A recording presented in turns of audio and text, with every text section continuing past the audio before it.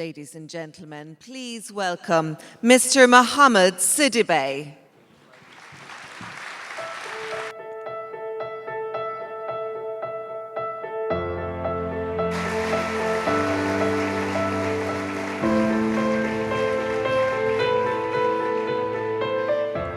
Thank you. It's an honor to be here. Before I begin, I would like to thank our host, UAE. Last month, UAE became the first Arab nation to donate $100 million to the Global Partnership for Education to ensure that kids everywhere around the world have access to quality education. So let's give a round of applause to UAE.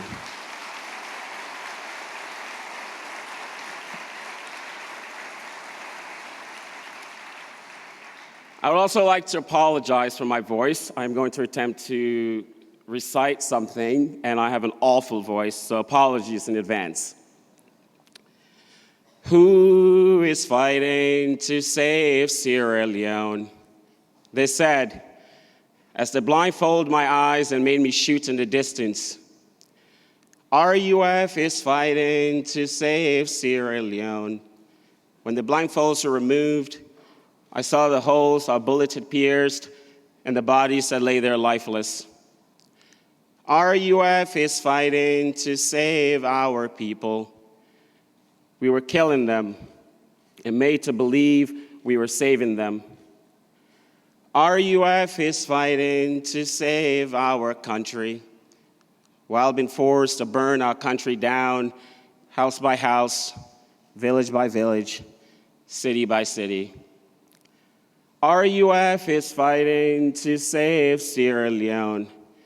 We were killing our country and our people. Go and tell the president, Sierra Leone is my home. I no longer had a home, for I had set it ablaze.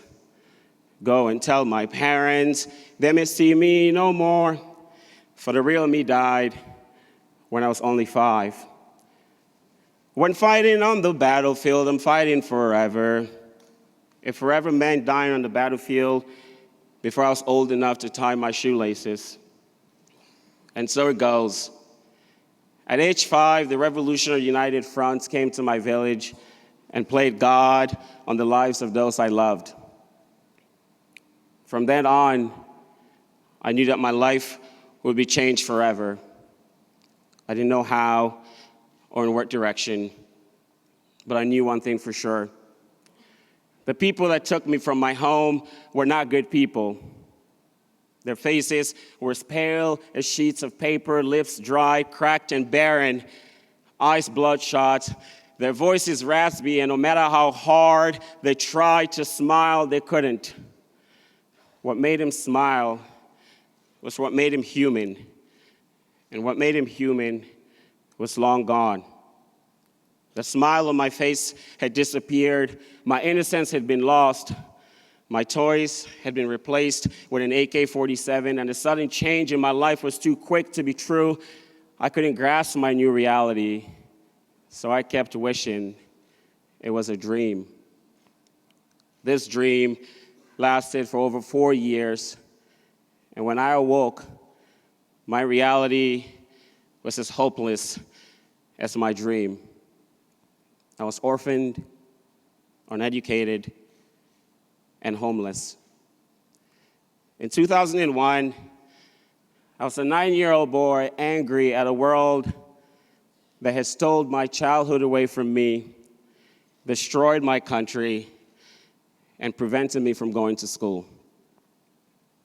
When war ends, the scars left behind often last a lifetime.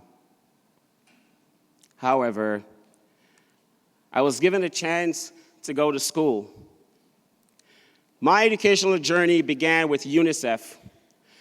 UNICEF brought in school supplies at a local primary school in exchange for being admitted. Without them, I probably would have never seen the inside of a classroom. But it wasn't just UNICEF. It was also the International Education and Resources Center, IERN. This center connected students from Sierra Leone to students in the global north. It was at IERN that I first became fascinated by the power of connectivity and the possibility of global learning. IERN taught me the importance of education.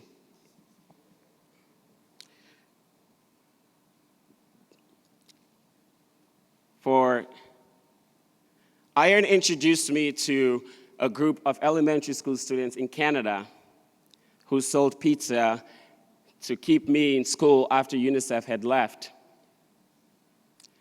If it wasn't for them, my education would have also ended before it even began. But it wasn't just them.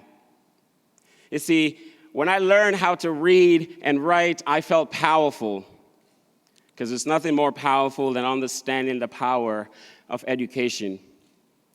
But more importantly, the help that I received from the first responders made me realize the importance of education.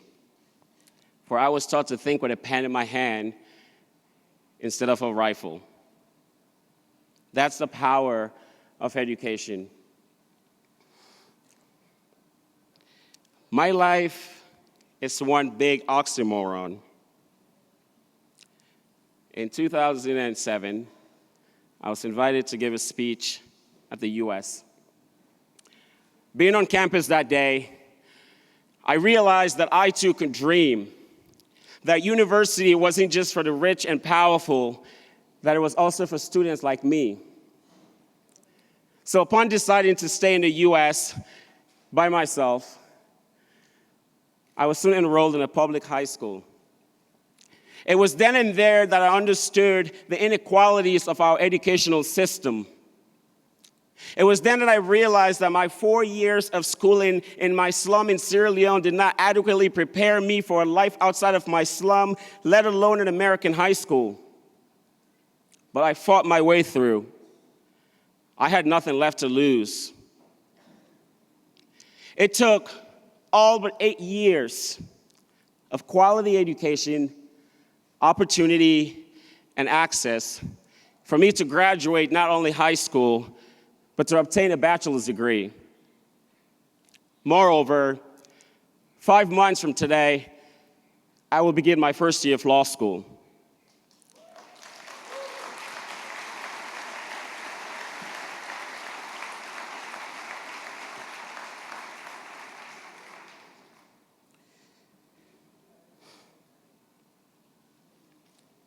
Fact: 6 out of 10 children who are in school are not learning.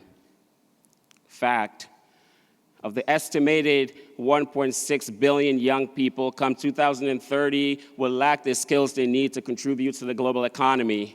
Fact: 9 out of 10 former child soldiers that I knew that did not receive quality education or skills training are either in jail or roaming the streets of Freetown. Fact: my education has given me agency and has brought me here today.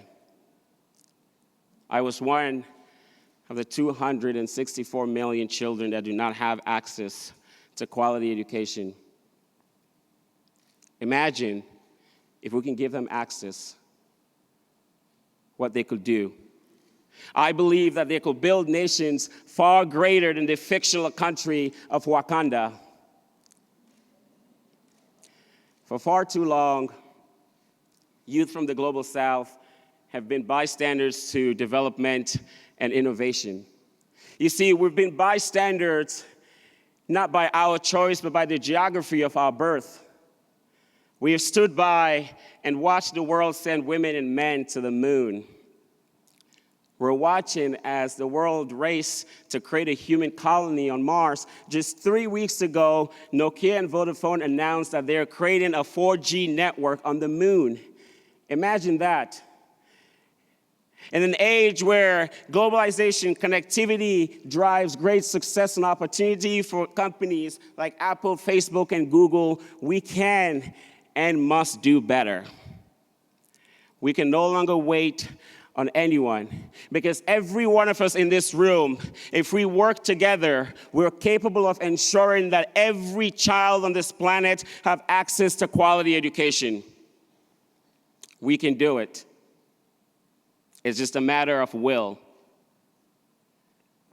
In my home country of Sierra Leone, people were quick to conclude that the devastating civil war and the Ebola epidemic are the genesis of our weak educational system. But I beg to differ. You see, these events are a byproduct of a failed system. Somehow, our politicians believe that there is no direct investment in education. There's no direct return on investing in education. There's no immediate return in investing in education. Such myopic thinking has over the years reduced the amount of money allocated to our educational system. To be ready for the 21st century, students must be taught critical thinking, globalization, technology familiarization, lifelong learning skills, and more. But it saddens me to say my home country, Sierra Leone, lacks in each and every one of these categories. You see, our leaders run on the platform of we're going to provide employment for all the youth. But they never run on the platform of providing quality education. It's simply a matter of necessity versus sufficiency. In order to provide sustainable employment, we must first do that which is required. Educate the young people within that community. But yet it's always, we're going to educate, we're going to employ the youth, but never about educating them. Here's a word of advice to the various ministries of education and world leaders here today. Stop promising us jobs while simultaneously reducing funding for education.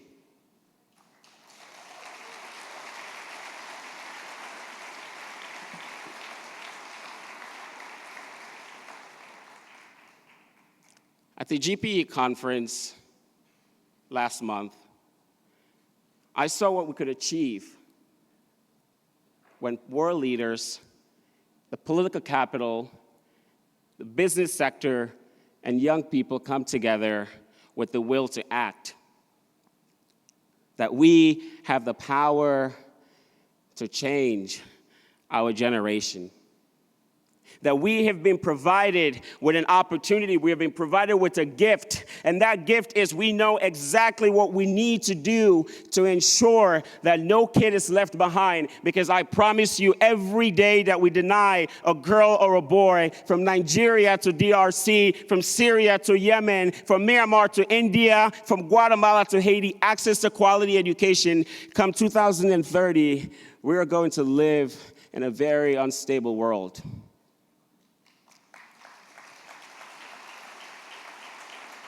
So the time is now. I said this last month, and I'm saying this again. I'm not here to ask you to change the world. I'm just here to ask you to do what must be done, to do your part, to make the possible attainable. That's what I'm here to do. To conclude, in our solidarity statement last month, you often hear world leaders saying that we're fighting for the right of key people who are not here. But the reality is, the youth, we have a voice. We're not asking you to give us a voice because we have one. What we're asking you to do is to provide us with a platform of education so that we can be prepared for the future. Because the future is grim if we do not do what needs to be done. I am a byproduct of a fortuitous education. And I will not be here today if I did not receive the quality of education that I received. So please, let's stop kidding ourselves.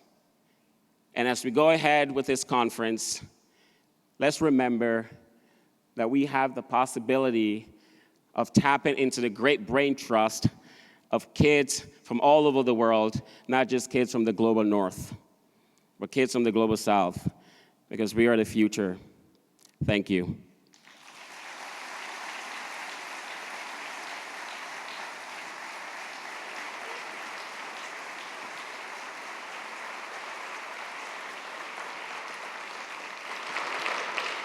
I'm sure we can manage a huge round of applause again for Mohammed Sidibé.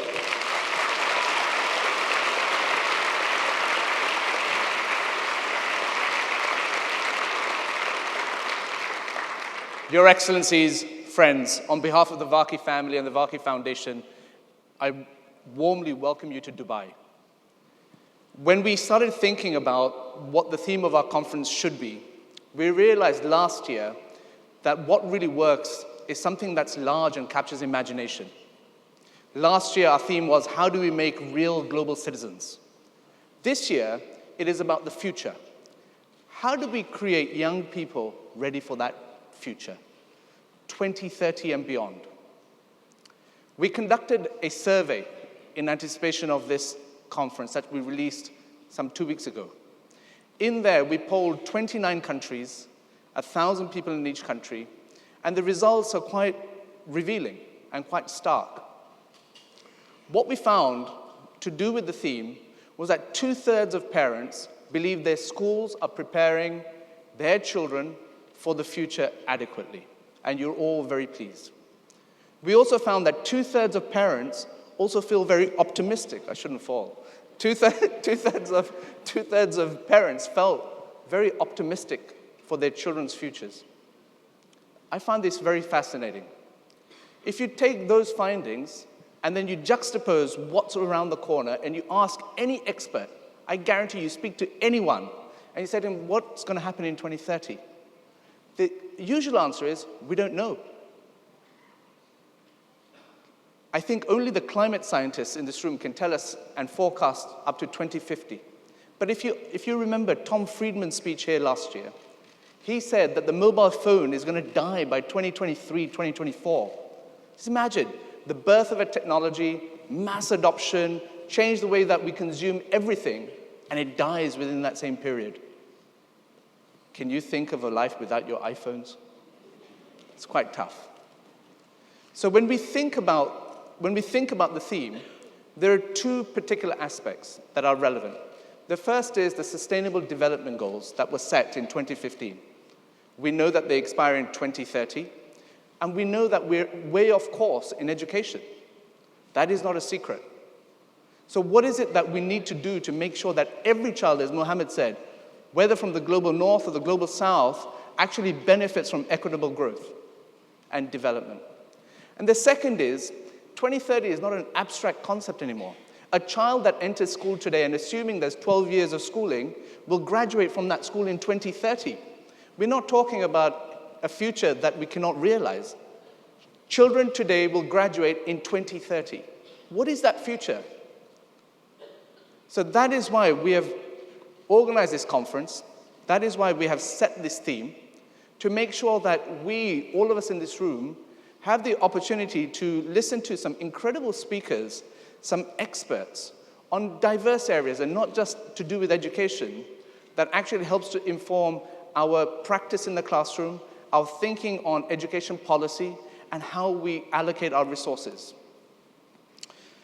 Now, this conference is pretty expansive and very expensive. Lucky my boss smiled. A round of applause to him.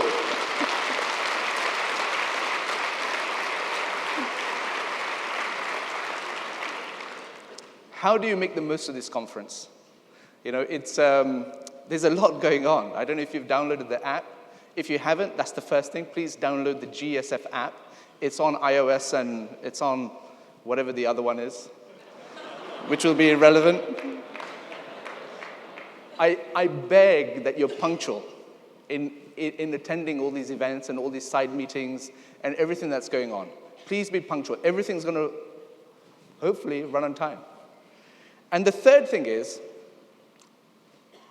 last year I heard, and there was only 1 or 2 people out of 4,000 who said, we didn't learn anything. I said, really? We didn't learn anything?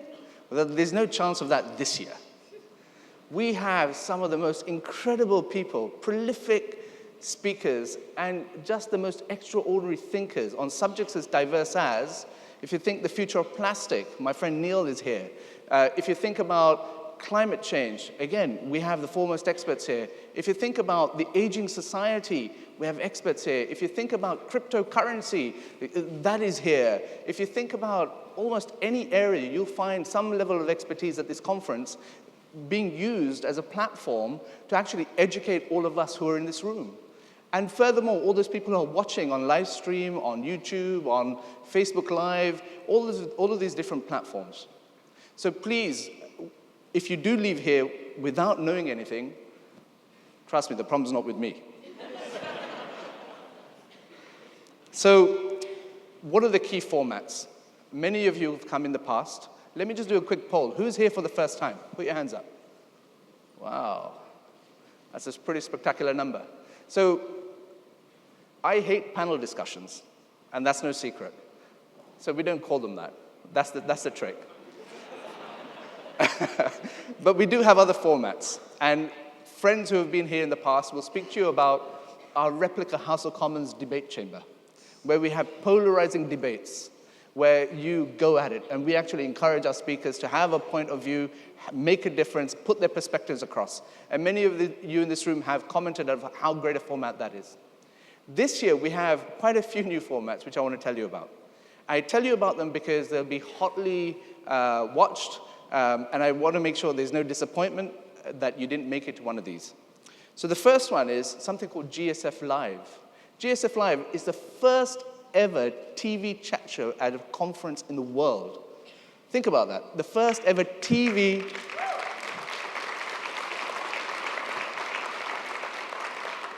Now, tickets are on sale. There's a box office just out of here. Every day, there's tickets on sale. Show one into it today. Make sure that you go and get your tickets. And every single one of us, hopefully, should be interested in this. But there's limited capacity, but you'll only be able to attend one show. That's the first thing you should know. But please do queue up. The second is that we've created something called Stark Choices. It's a simulation about a utopian and a dystopian world. We want everyone to experience this. You have something like a 10-minute window to go through this experience where you'll get a better understanding of what the future may be. So please also look at that. The second is we have something, not Startup Alley, we call it Startup Souk, because we're in Dubai. Startup Souk is our attempt at actually bringing together edtech pioneers for you to meet, for you to speak with, for you to understand how technology is being used in all these different country systems and all this innovation that's happening. We have a competition running. I know you've heard about this other competition where we give $1 million, but this competition is called the Next Billion EdTech Prize. Now, Mr. Varkey, don't worry. It is not $1 billion you're going to give away. The Next Billion EdTech Prize is looking at how you impact the next billion learners, and especially in the emerging world. And that's why we've created this. You can have EdTech for the UK, for America, but what about the Sierra Leones of this world? What about the Indias? What about the Pakistans? What about Asia? EdTech must mean something to those populations where this youth bulge is coming. And that is why we're trying to curate a community and incentivize them to actually get going. We want success. We all know technology is part of the solution, but let's get on with it.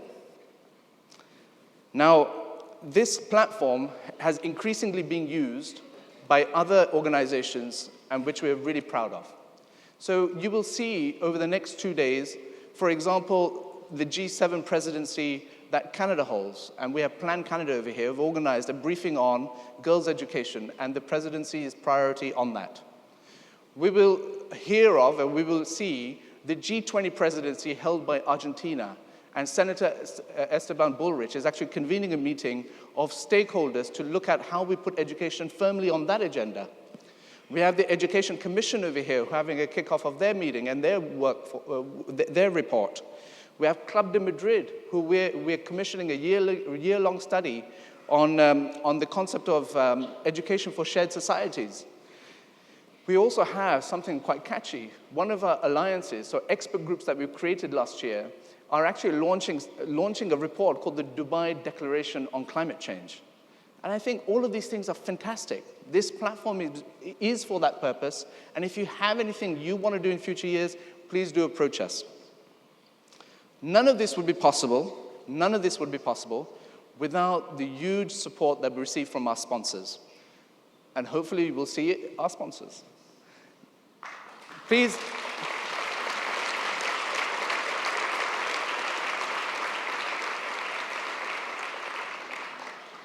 We can do better than that. Please thank our sponsors.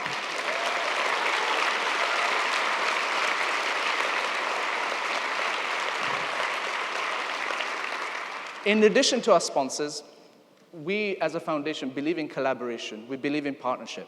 So what we've done for the conference is have a set of organizational partners. Please also thank our organizational partners.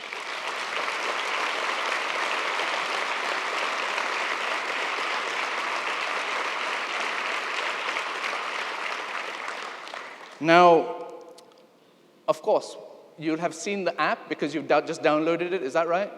You just downloaded the app. On the app, you'll see some incredible names. You'll see some incredible names that will come into our conference. Now, I want to tell you how this happens. I want to tell you why there's such an interest in this conference. I want to ask everyone to take out your phones. Please take out your phones. I'm going to be patient. Please take out your phones. Turn the camera on. Or go to one of your social media platforms, point it at the stage. Yes, I do want to be famous. I want you to take a photo. Either that, doesn't really matter, take a photo. Now go to your social media account, whether it's Facebook, Twitter, Instagram, Snapchat, LinkedIn. I want you to repeat this.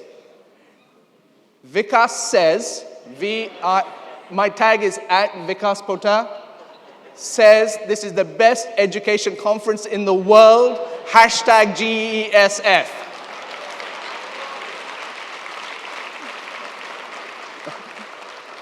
This is not comedy, this is a request. That's because people see in the media, people see and hear, you go around the world and you talk to them and they've all heard of this event. But yet, where are the heads of government? Where are the political leaders? Education ministers, we love you, but we hope you make it to the head of your government. Now, speakers, Priyanka Chopra.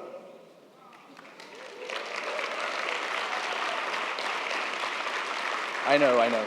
It's tough to compete, I get it. Charlize Theron, Sir Mo Farah, Lewis Hamilton. It's pretty big names, huh? You can applaud, it's fine. You can applaud. But the true applause I'm going to ask for each and every single one of you to give, and I'm going to right now ask the top 50 teachers in the world to stand and for you to applaud them. Please welcome the finalists of the Global Teacher Prize. A standing ovation for them, please.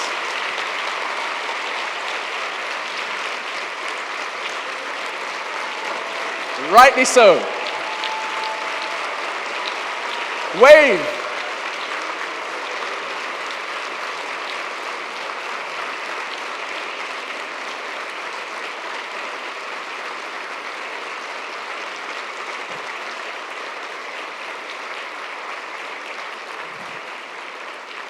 Thank you.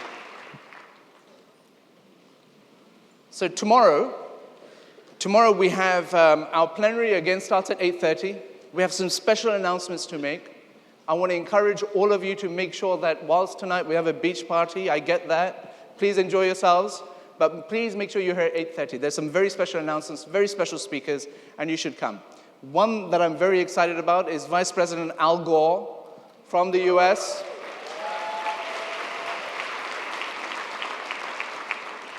Apart from being vice president of his country, Nobel laureate, the guy who's probably moved the needle the most when it comes to climate change in the world, he has recently written a book called The Future. That is what our conference is about. Please do make the effort to be here on time to listen to him and our other speakers and our other announcements. Last but not least, like I've said, I beg of you, please do follow us on social media. The handles are going to come up in a second. And it's really important to us that, one of the criticisms we have of just generally the education sector is that we're not good at communicating. This is your chance. This is your chance to actually leverage your social media platforms to tell everyone what you're hearing, what you're seeing, what you're learning, and please do so. Use our hashtags, use the platform to that benefit. I should also pre-warn you, we have almost 300 reporting journalists from around the world who have made the effort to come to GSF. They wear a badge which is purple. Everything is on the record when you speak to them, remember that. Especially all our experts. So in the end, don't come to me and say you were quoted saying something which you weren't, because when you speak to a journalist, you just have to be sure that you are on the record. It's a great opportunity. We really love them coming, but we've got to make sure that we understand that you're on the record. So last but not least, our foundation over the last 8 years has been doing incredible work. You're seeing some of it. You're at a conference. We believe in convening. Convenings cost money. The Varkey family have very generously made sure that we do this in terms of they're committed to it. The Global Teacher Prize you will see more of later on. But actually, what we wanted to show you was our work in the countries from the programmatic field. So I'd like you to watch this small video.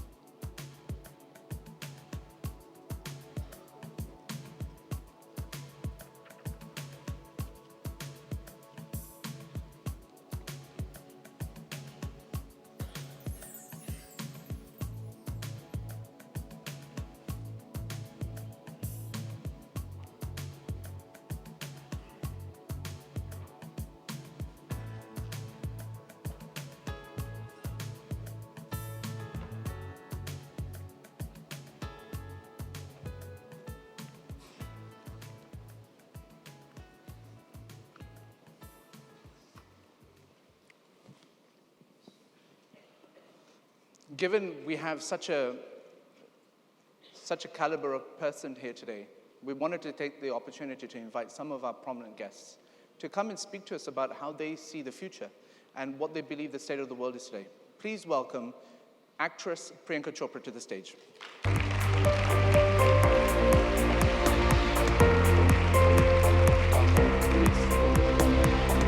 May I ask Ms. Gillard to the stage, please.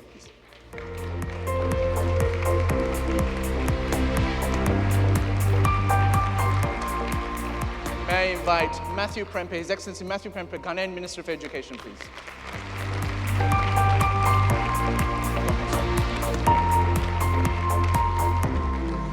And may I, last but not least, invite Sunny Varkey, the founder of our organization. Good luck. Please.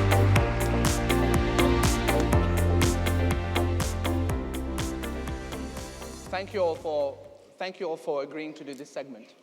I want to speak to each one of you regarding areas which I think make a huge difference, and your perspectives would help to provide an insight to the delegates who are here today. I want to start off with Ms. Chopra. You have worked with UNICEF very actively, and you were recently named a global ambassador for them. What is the cause that resonates most with you? Well, I think first and foremost, good morning, everyone. Good morning to everybody here. Thank you so much for turning up in such abundance. This is an extremely important conversation that the world needs to have. I think the one thing that we're all here to discuss today, which is education, that's such a big cause that I am hugely attached to, not because I'm some prolific a person who wants to change the world, but I think it's such a simple, basic logic to the fact that education empowers people. Education, just the fact that you have the ability to take your future in your own hands is a basic human right that cannot be denied to any child around the world. I've been associated with UNICEF over a decade now, and I was recently in Jordan at a refugee camp for Syrian children. And I had the fortune to spend about 2 days with them, going through the camps, the Zatari camps, and a bunch of camps that UNICEF had set up for these kids to be able to have access to education. And the one thing that really stood out to me starkly was that these are children who are so vulnerable to influences from around the world. These are children who can immediately feel that the world has forgotten about me. Nobody cares about me. And instead of a pen in their hand, it's very easy for them to hold on to a rifle. Just like Mohammed said, to be influenced into taking charge of my life in some other way, because no one cares about my future. And that stood out to me so much. These children just wanted school books. They wanted to be able to go to school, become astronauts, become doctors, become engineers. And every child that I spoke to in that camp wanted to return back to Syria and rebuild it. And education is what gives them that. There's a whole generation of children. When we're talking about 2030, considering the world today, there's a whole generation of kids and a whole generation we might lose if they don't have that access. So that's the cause that's most important to me. Thank you so much. It flows very nicely to what I want to ask Ms. Gillard. Ms. Gillard was the former Prime Minister of Australia and now is the current chair of the Global Partnership for Education. Ms. Gillard, the state of the world seems very fractured, to say the least. To say the least. And in terms of political leadership, what do we do to strengthen political leadership to make sure that these situations that Ms. Chopra speaks about are actually dealt with effectively? Thanks for such an easy question. You did warn me you were going to ask me about the state of the world. Can I just start by saying thank you to Sunny, to the Varkey family and to you for bringing us all together, and I'm delighted to be here again and to be in the UAE, the most recent donor to join the Global Partnership for Education. So terrific to be here. When we look at the world today, I think there are so many forces that are trying to get people to turn inwards and to turn against others. You know, that's the tide of global politics, whether it's what we see coming from the US administration, whether we look at Brexit in the United Kingdom. There's a lot of messages that say it's all too hard, just turn inwards, look after your own and don't worry about the rest. And I think to engage the highest level political leadership in outreach, number one, we've got to reinforce community faith that change is possible. And whilst we come to conferences like this one and we get, very intrigued by issues in education, I think it's really important the message we send as a collective is actually we can do this if we want to. We can educate every child in the world. It's not beyond us. Yes, there are always more things to learn and to know about, but if we as a global community said we're going to get this done, then we would. So to reinvest in community faith that change is possible, and then to bolster community demand for that change by explaining how interconnected we are today. In today's world, you might think you can kind of shield yourself away, but actually what's happening in a refugee camp in Jordan, whether a child in Sierra Leone picks up a pen or picks up a gun, ultimately that will end up manifesting in whether or not every individual lives in a stable and prosperous world or the alternative, a fractured world. So yes, we can do it, and yes, there's a reason why everybody should care about getting it done. And if we can get that community understanding bolstered, then that I think then supports the political leadership to move forward instead of selling some of the messages that we see so commonly sold by politicians today. What do you do about political leadership that moves forward without its community or constituents? Well, I mean, in democracies, you can only move forward so long without bringing people with you. Yes, we see some tremendous and brave acts of leadership, but ultimately, if you don't bring your community with you, then come the next election, there will be a backlash, there will be a change. So there has to be, a dialogue here between political leaders who are showing courage and who are on the right track, communities that are demanding more and more change in a positive direction. Communities can sometimes drag politicians, politicians can sometimes drag communities, but it's not sustainable if one is over here and one is over there and they're not coming together around a shared agenda. And why do you think, sorry, last question to you, but why do you think, both Mohammed said it, you've said it, why do you think it is such a big deal that the UAE, that the fact that the UAE has contributed towards a GP replenishment of $100 million? I think it's so important because it sends a message that this is truly being viewed by nations around the world as a shared global task. There are some fantastic long-term donors in global development and in the education area. The European Union, the United Kingdom, many of the Scandinavian and Nordic countries, year after year have put in a lot of money. My own nation of Australia has historically put in a lot of money. But when you go back to them, they do say, well, we want to see a broadening of who's engaged in this agenda, and I think the UAE stepping forward in such a major way has really gladdened people's hearts that there is an understanding right around the world that we should be educating the world's children, that this is a shared endeavour, and I'm just so thankful to the UAE that they made that decision and announced it at our replenishment conference. Thank you so much. Rightly so. Your Excellency, Dr. Prempeh, you are a recent education minister in Ghana, the person in the job that has to make the difference. You recently voted, if I'm not mistaken, the best minister in your government. And that's exactly what we need.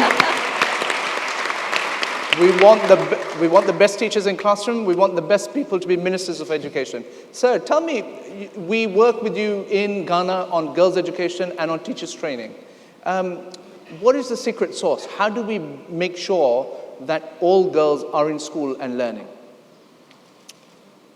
We hope that if we understand what it means by education, you cannot leave anybody aside. And in my country, there are more girls than boys. So if you want to make an impact in education, you have to first see the relevance of girls' education in every sector of the society, not those girls-dominated sectors, but everywhere. So we have specific programs to bring girls from out of school back to the classroom and to stay in the classroom till they don't want any longer. But girls' education is so relevant because it leads to a shorter, what we call national education. We have education on the local level, on the individual level, the person, and the global level. And if you want to build a society that is sustainable, you really have to educate your girls. Any society that doesn't educate its women or ladies or girls is a society bound to fail. So we see the challenge that if we are to move forward as a country called Ghana, to play a relevant role in the global society, we first have to concentrate on our girl child. Sir, I believe you have an announcement to make today. Please do share it with everyone. Probably want to preempt me, but consider the fantastic work the Varkey Foundation is doing in Ghana, leveraging technology to help teacher education, student education. We think that what is missing in our country is about school leadership and management. And we want to partner with Varkey Foundation to bring your skills and your knowledge you have acquired elsewhere to help us improve learning outcomes through school leadership and school management. Thank you so much, sir. A big round of applause.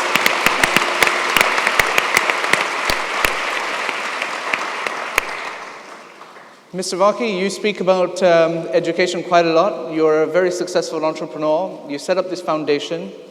I know what matters to you is the subject of inculcating good values in children. Mm-hmm. Do you want to speak a little bit more about that? Yep, thank you, Vikas.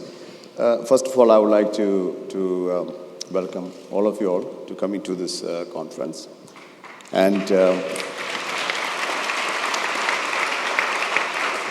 of course, all the very important experts and VIPs and stars like yourself, Priyanka and Julian, for coming to this conference and giving us your words of wisdom. I always have felt that schools are more than maths and science. As an educator, it's our duty to make sure that children are well educated. They go to the university of the choice and end up probably finding the job that they're passionate about. However, I think the world is in chaos, and I think children should be taught about the values, international values, where there is respect, there is sharing, caring, and to be a global citizen, to make sure that when they are successful, they are able to look after the underprivileged of the world. You've also spoken a lot about technology. I'm the wrong person, because You're famous for not even sending emails. So tell us about your views on technology. Yeah. I understand it, Mr. Varkey, I get it. Yeah. Well, I'm actually, it's true that I don't even send an email. Not that it's difficult, but somehow I've just been not good at it, actually.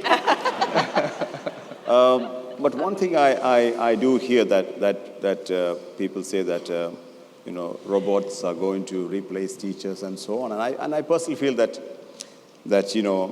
it's not going to happen, because teachers explain, encourage, and inspire students, and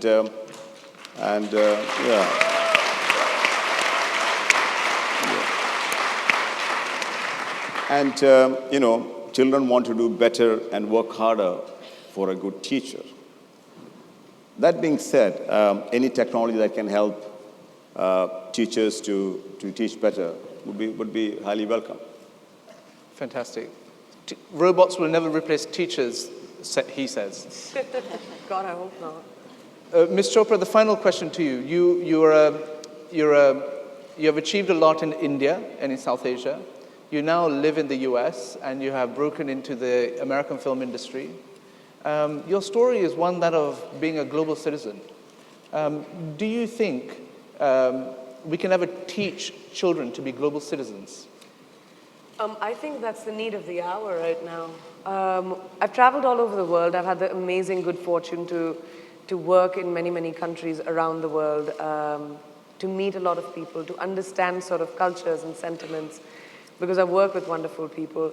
But I think what has happened around the globe, and this is not just South Asia, India, America, we are still bound by borders and geography.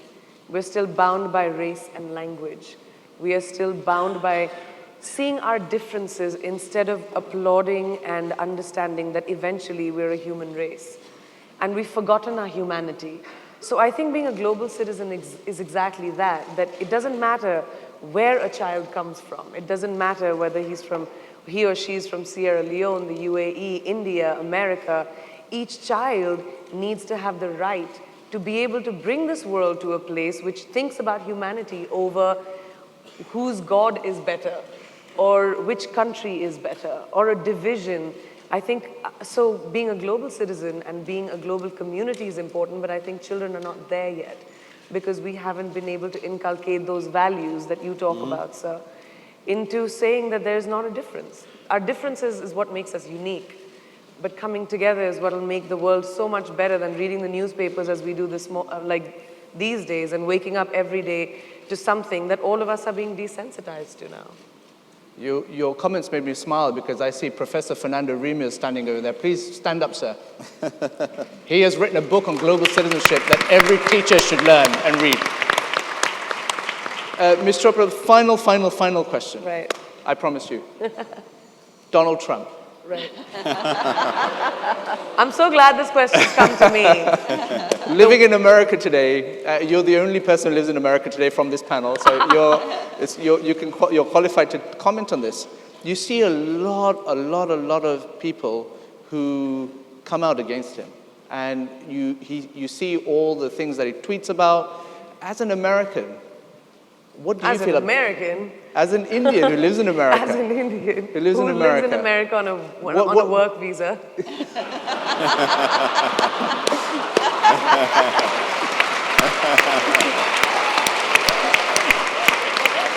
Let's remember that. So I think you may have answered it, but what is your message? Ma'am, you see in the film industry in particular, and you see society, the hashtag #MeToo movement and whatever it is. What are the lessons we should take out of this? And I think we'll conclude this panel on that question. I think I answered your question on Trump for sure, but I think that, when it comes to what has happened with the internet and the fact that people have suddenly, it's such an incredible time to be a global citizen right now because people, no matter where in the world they are, can have a conversation and are empowered to be able to bring their thoughts together. Women have support from other women, which is such a shocking revelation, which doesn't really happen because women are always pitted against each other. Today, somebody can have an opinion, like if you see the protest that happened, that children did in the United States just yesterday against gun control. This is empowerment. This is a generation of people that are coming out and saying, I am not going to stand for it anymore. Hashtag time's up on every level. So I do think I see hope. I see hope for this generation. I see all of us. Thank you.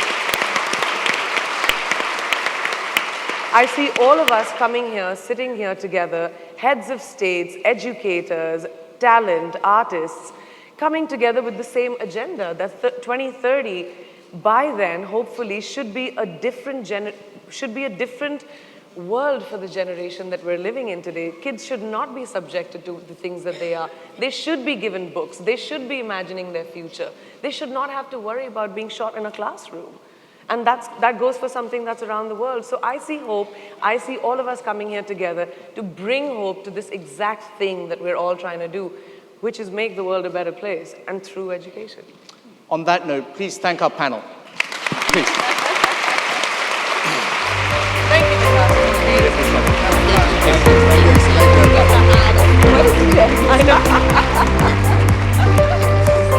Cheers. Watch your step. I'm glad I didn't have to explain. Thank you.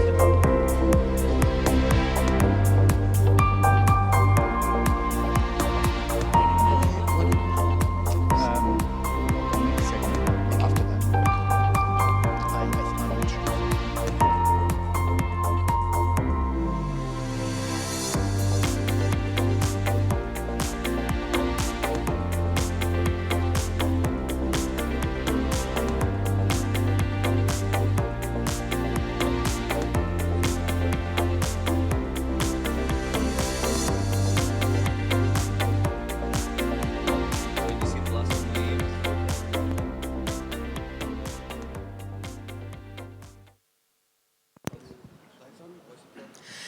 Ladies and gentlemen, please welcome His Excellency Tariq Al Gurg, CEO of Dubai Cares, with a message from our host country.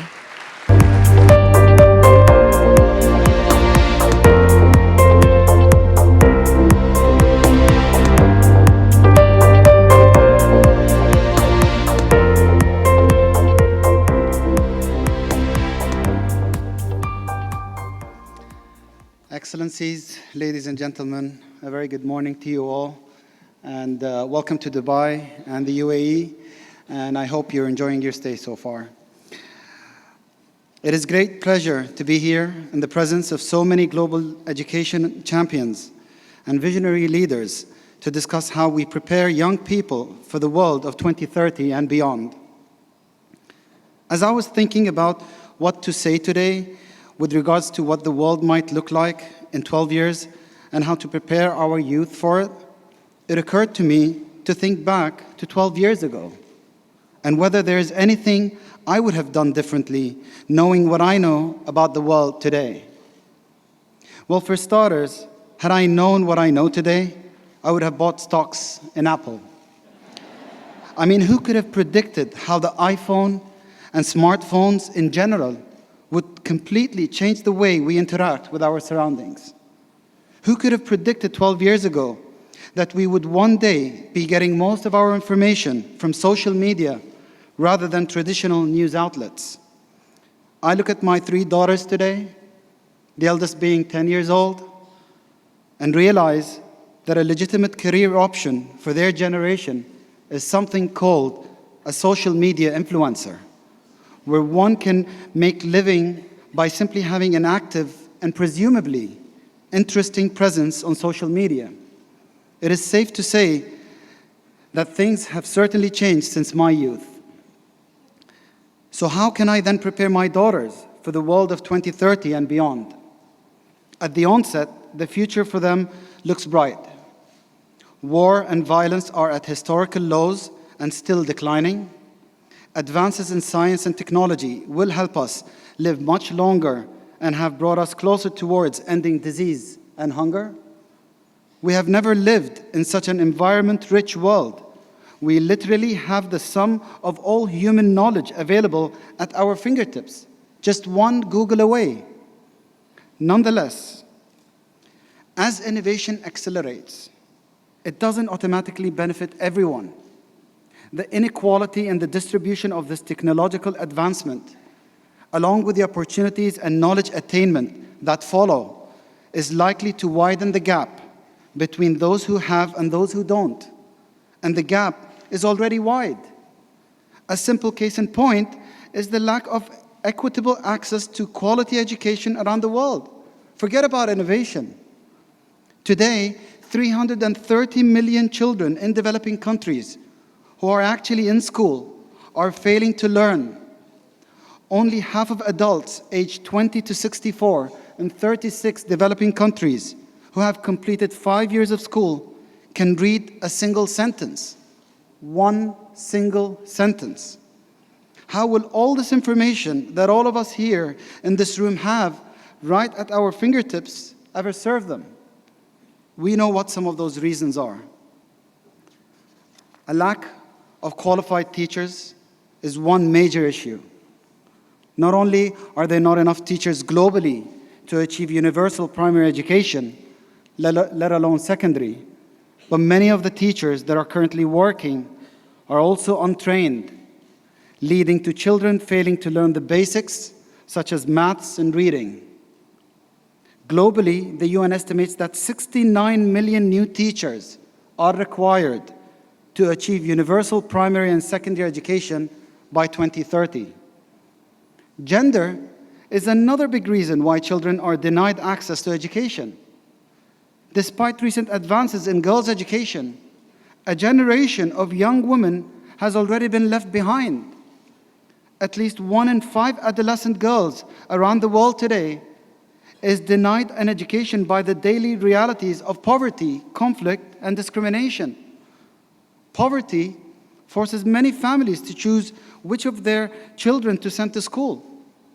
Girls are still one of the ones who more often miss out due to a belief that there's less value in educating a girl than a boy, even if we know that children with educated mothers are more likely to be vaccinated and less likely to be stunted because of malnourishment. What about children with disabilities? Despite the fact that education is a universal human right, being denied access to school is common for the world's 93 million children with disabilities. In some of the world's poorest countries, up to 95% children with disabilities are out of school. During my recent visit to Uganda, where Dubai Cares supports an inclusive education program targeting children with disabilities, I learned that only 6% of children with disabilities completes primary education. Earlier, I said that war and violence today are at historical lows. And while that may well be the case, in 2017 alone, around 50 million children were living in countries affected by conflict, with 27 million of them out of school. I just came back from Colombia earlier this week, where a 5-decade-long civil war has resulted in the most prolonged and serious humanitarian crisis in the Americas, with children and young people bearing the brunt of this conflict. So where does this all leave us? Well, the cost of ignoring or ineffectively acting on this inequity of access to quality education is extreme. If we do nothing now, half of the world's children and youth will be out of school or failing to learn by end of 2030. Is that the future we want to prepare them for? I think we all know the answer to that. However, this inequity is not inevitable. We all have to work to narrow that gap. And as the UAE marks the year of Zayed in 2018, please allow me to stress upon a quote from our nation's founding father, the late Sheikh Zayed, who once said, quote, "The real asset of any advanced nation is its people, especially the educated ones. And the prosperity and success of the people are measured by the standard of their education." Unquote. Education has the power to turn the course of human development from poverty to improved living standards for all, and is the only means that we have with which we can bridge the technology divide and democratize innovation acceleration and avoid the pitfalls of our lack of action so we can make it part of everyone's future, not just ours. Thank you very much.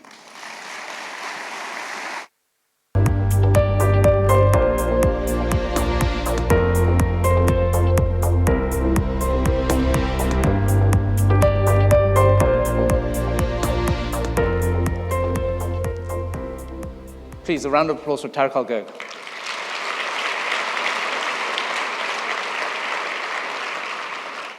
A quick notice for everyone. The breakouts after this will only start after this plenary finishes. So we are running a little bit late, but that's okay. The breakouts will only start out after the plenary finishes.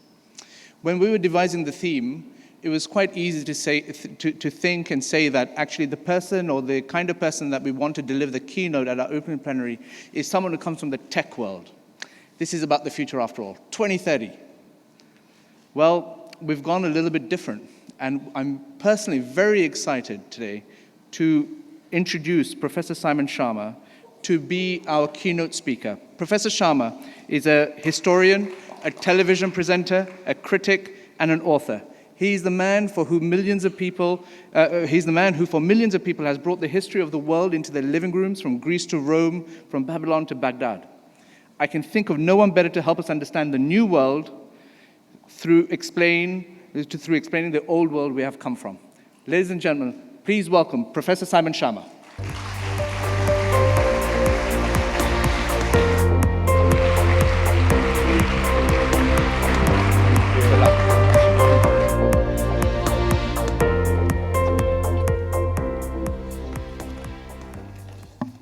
Good morning to all of you, and thank you, Mr. Varkey, and the the great benefactors of the Varkey Foundation who make this essential moment possible. Good morning to excellencies, and above all to all of you there who belong to the noblest profession in the world. Forget bankers, educators, teachers.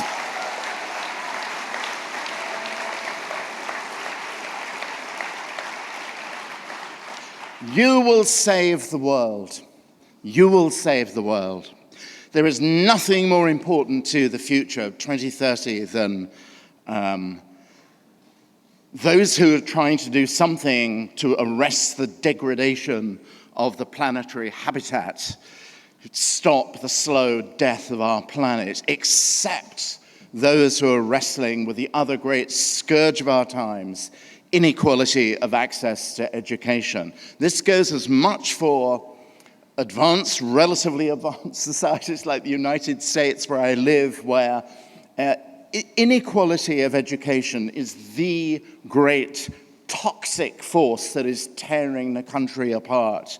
It was extraordinary to me, and I'm sure we will, whether we like it or not, hear his name now and again in the proceedings that follow over the next few days. Extraordinary to me, not just that Donald Trump, during his campaign, could say with that smirk on his face, boy, we love the poorly educated, but he could have a round of laughing applause which follow it. None of us here want to see or embrace the notion that the poorly educated is any kind of message to give to our children or to the future. Now, Vikas, good luck. You did a good job in trying to explain what I'm doing here. Nonetheless, I'm honored but completely baffled in the nicest possible way why all of you who are interested in the next few days on how to prepare our children for 2030 should want an historian, and an elderly historian at that, to explain to you why I do actually think that the challenge of using the wisdom of the past to create a prospering future is a good idea, in fact, an indispensable idea for the future. But I have someone else who I want to summon from the dead to explain why that might be true. And that person is the writer George Orwell. One of the great themes of his cautionary masterpiece, 1984, it may be, in fact, the great theme of that still extraordinarily powerful book, is the control of memory. That, according to Orwell, painfully aware of the totalitarian erasures of the past in Stalin's Soviet Union, is where power truly lies. While he's enduring a rather grim period of punishing calisthenics for the sake of party vigor and solidarity, Winston Smith, the doomed hero of the book, reflects painfully that the past had not merely been altered, it had actually been destroyed. For how could you establish even the most obvious fact when there existed no record outside your memory? For the party, the condition of obedience and loyalty is the liquidation of the past and many of its records which might survive independent of its manipulative and monopolizing scrutiny. For the party, those who seek to control power know that history always and habitually speaks plurally, that its defining form of discourse is debate, is the challenge of opinion. Throughout the book, 1984, any old thing that somehow survived memory cleansing, old speak, old literature, the song Oranges and Lemons that Winston hears someone sing as they hang out the washing, a glass ornament, anything somehow carrying the trace marks of time or inheritance is by virtue of that dangerously suspect.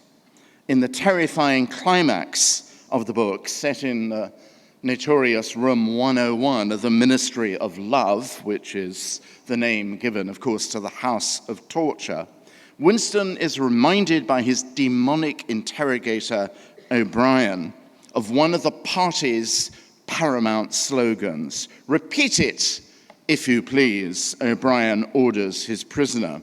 Winston dutifully recites back, who controls the past controls the future.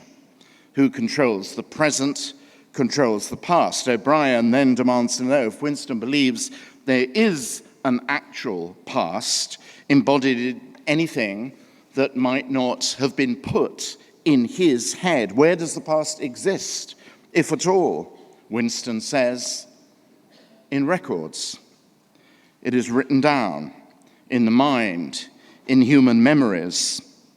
Very well then, says O'Brien, the party controls records and we control all memories. Thus we control the past and the present, do we not? But how can you stop people remembering things, cries Winston again, momentarily forgetting the dial which is going to increase the voltage of his torture. It's involuntary, this remembering. It is outside oneself. How can you control memory? You have not controlled mine, he cries in a last moment of desperation before the dial is turned up and the pain enhanced.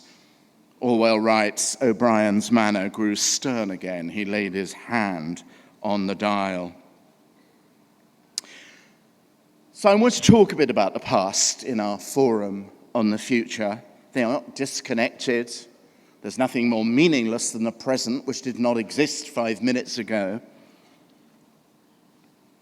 In Orwell's view, and in my mind, the past and its critical study, history, is not disposable in any kind of prospering, free human future, which is to say, a future which breathes the oxygen of argument and dissent. In my view, the only future worth having.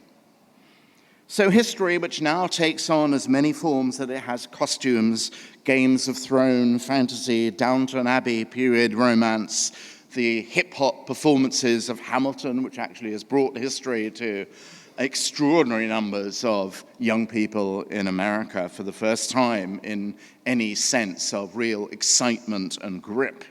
And at the other pole, of course, history with the proper severity of academic scholarship. History in all these forms is not an ornamental option for the future, period color, the satisfaction of antique curiosity akin to lumber room rummaging. It's rather the lifeboat of freedom, of liberty. If the success of educating our children for the future is to be measured purely functionally, quantitatively, technologically, as primers for the dawning age of robotics and AI, you may well conclude that history is surplus to requirement, at least not top of your agenda. It will not generate populations of software engineers. It will not much help with the amassing of big data or the taste cohorts of consumers designed according to the promptings of that data. But that does not make history and the humanities, their sisters, redundant. Just the opposite, in fact. With machines taking over physical production, short and long distance transport, performing massively in the service industry, it is in fact the creative side of things which will remain irreducibly human.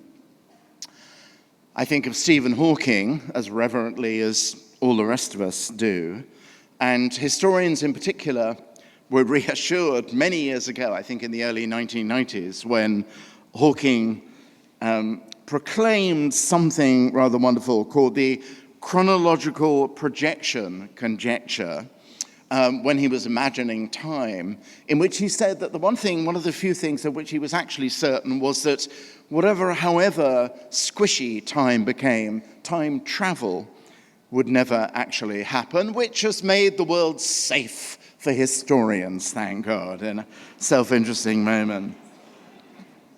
In 2030, even at the exponentially accelerating rates of technological change, the coming of artificial intelligence and a robotically engineered, algorithmically shaped society, there are certain things that world will not be supplying.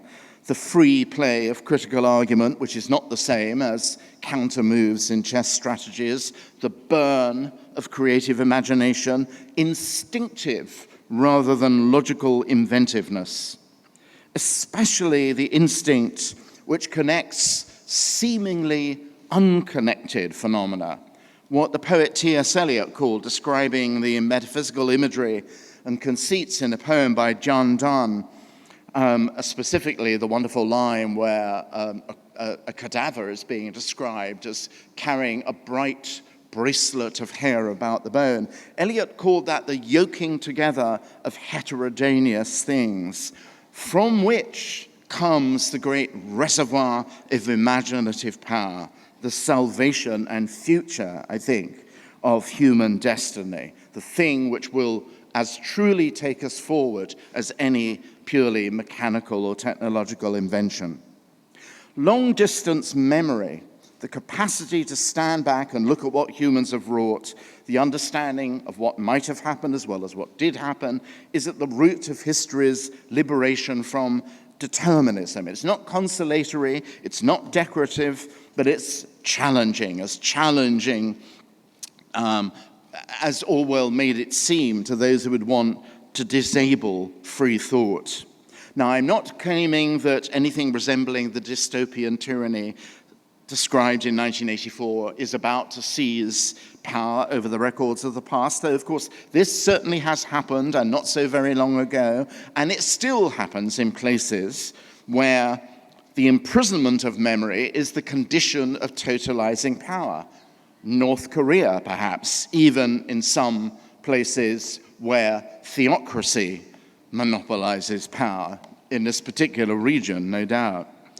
It's also possible to damage history's vital contentiousness in ways which are less obviously brutal than the patrols of thought police, but which still disable its critical energy.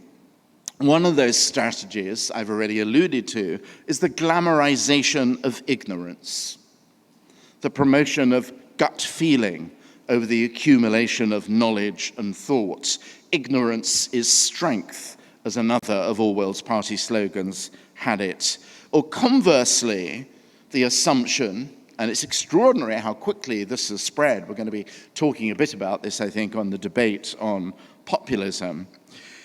The notion that science and empirically acquired knowledge is merely the stock in trade of an elite of chattering classes, not just intellectuals, but teachers and students, and that the obsession with empirically acquired evidence somehow has the smell of disloyalty about it, is suspect, is cut off from the ordinary instincts of the people. Those ordinary instincts are said to be populist. Patriotic solidarity, on the other hand, in that view, comes from revelation.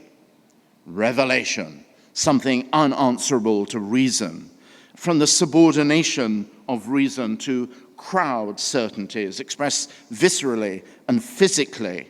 One example, again, very much on the minds of us all living in the United States. Constitutional liberties, the rights and obligations of citizenship, deeply pondered by the Founding Fathers, by Hamilton and Madison in the Federalist Papers, boils down, constitutional freedom now, boils down to the right to own a gun, to firearms. The text of the Second Amendment to the American Constitution begins with the important phrase, a well-regulated militia being necessary to the survival of an independent America, then the right of citizens to bear arms shall not be abridged. On any historical scrutiny, any historian would tell you about what was in the minds of the people who provided the Second Amendment. It was, of course, resistance to professional, sometimes mercenary, standing armies. That was how the American Revolution had started. But this can be subordinated when you forget history, when you lose history, to a non- or anti-historical reading, and that turns the Second Amendment into something which endorses the protection of any individual's right to collect an immense personal arsenal. In that kind of face-off, statements of gut feeling, of faith, very often prevail over historical knowledge, and the body of citizens is the poorer for it. History is, above all, reflective. That's both its deep source of moral power, but sometimes, through its rhetorical modesty, its vulnerability to being shouted out by visceral histrionics, the howls and chants of punitive theater. Lock her up.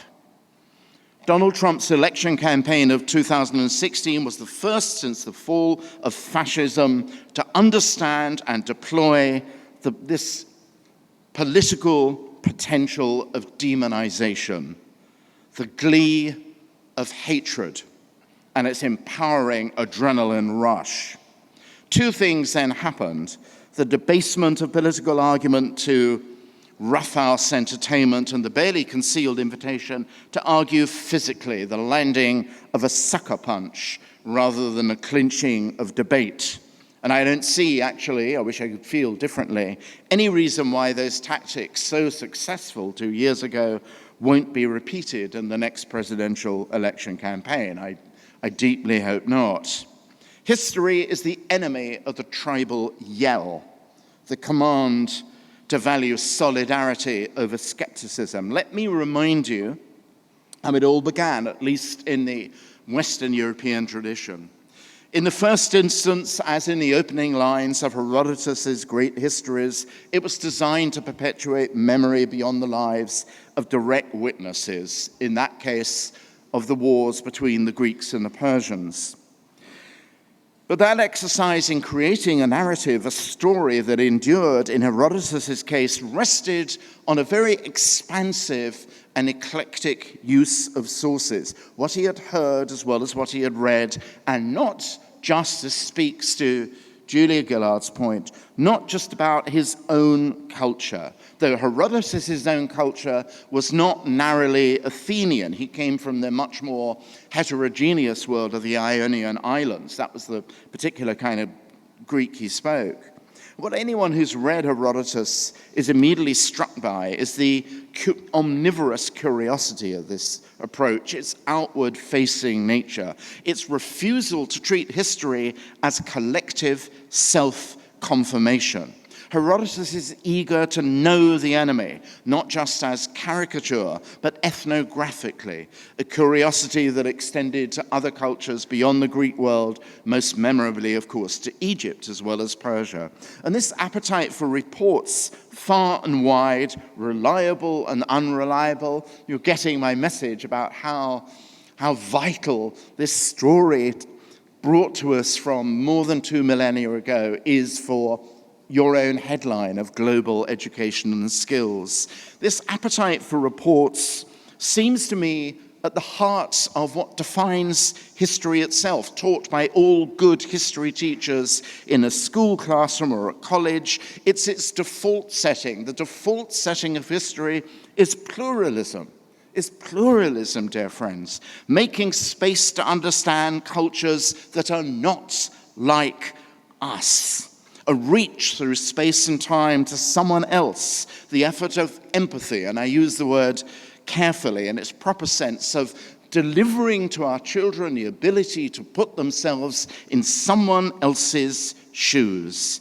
History is something other than self-vindication, self-congratulation. History is the challenge to uniformity, to monocultural certainty. And then there, of course, is this another Greek, the second father figure, very much an Athenian, Thucydides, a protagonist in the history. He was a fired general of the Peloponnesian Wars that he's writing about, and I suppose as a result with an axe to grind. But alienated or not, what counts about Thucydides' masterpiece, again, is its rejection of triumphalism. Insofar as it's a book which explores the morality or amorality of democratic imperialism. Its temper is cautionary and, in the end, profoundly tragic. The old canard about history only being written by the victors could not be less true in this rather crucial defining case. Its ethical power and its narrative spell exist precisely in the unflinching depiction of a catastrophic defeat born from overreach. The Athenian expedition to Sicily, that was a hubristic comeuppance for that particular gesture of overreach, the fulfillment of warnings set out by the wise general old Nicias, yet overruled by the foolhardy adventurism of his rhetorical adversary, Alcibiades, the impulsively vain, headstrong flag waver for action at all costs, who mocks veteran wisdom, the wisdom of the past, as patriotic weakness and leads Athens into calamity. The whole honor of history at this founding moment is its resistance to vaingloriousness, its commitment to honesty, its aversion to cultural sedative, its supreme value on the recollection of truth. History is not meant to lull you to sleep. It's meant to give you insomnia. When you practice history, you abandon cheerleading. You assume the honorable vocation of gadflies to the complacent and the powerful. You become a necessary inconvenience, necessary for the preservation of freedom. All of which is not to condescend to the blandishments of the past. If entertainment without thought is spineless, thought without entertainment is heartless. And the greatest historians, including those two Greeks I've been talking about, knew all about narrative grip, the importance of storytelling, its kinship to drama, its performative theatrical self-consciousness. And that's what all of the great history teachers here know this. First comes the story, but then must come the question. Without all those qualities, history retreats into a scholastic compound and becomes simply the monopoly of the academy. But half a century ago, my old mentor, my professor, who himself in his own career reconciled popular with scholarly writing, always used to say, remember you belong to an ancient craft which began with Herodotus shouting in the Agora. These two halves of the personality of history should happen and do happen in every great classroom, the narrative and the analytical, and they're always inseparable. However simply described, those tasks, both of telling the story and posing the question, so that questions about our lives now, where we came from, where we are going to, arise out of the communication of those stories. And of course, the technology we've all been celebrating and will be celebrating, what does it do better than almost anything else is to generate the beautiful grip of stories.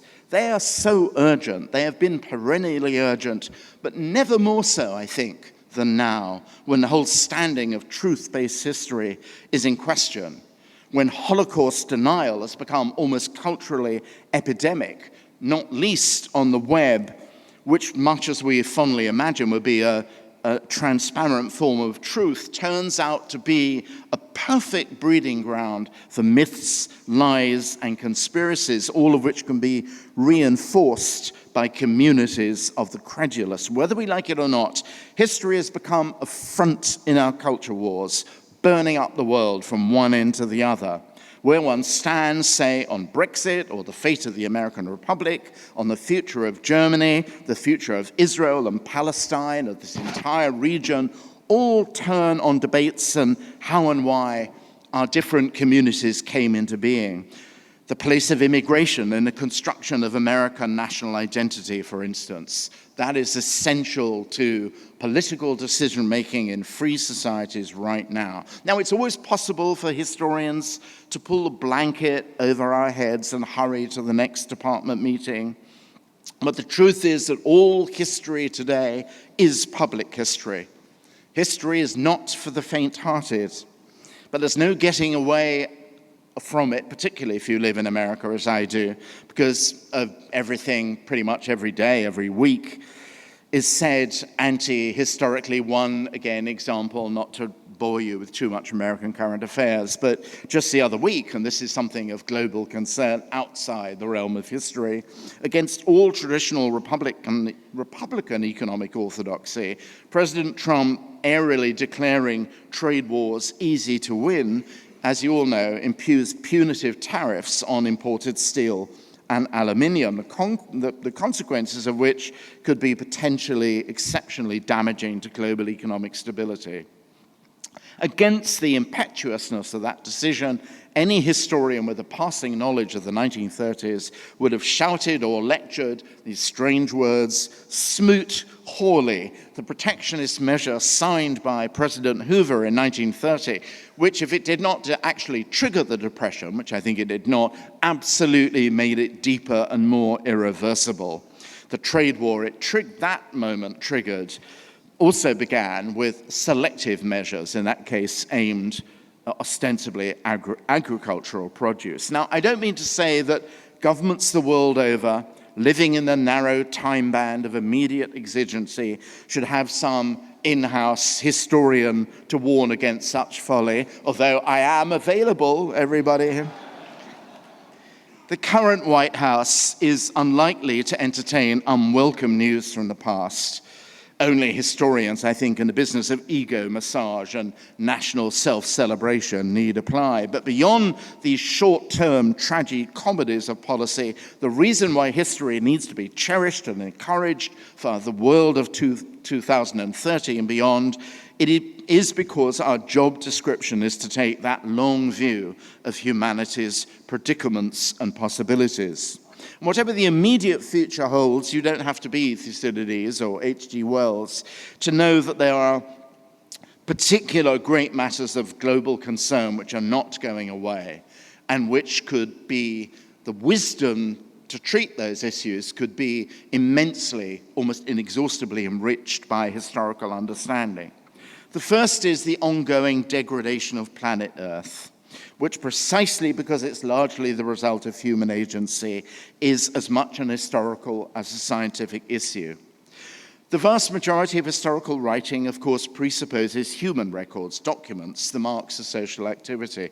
But over the past century, environmental histories have used all kinds of ecological evidence to write accounts of events every bit as thrilling and worrying and exciting and pressing as the Peloponnesian Wars.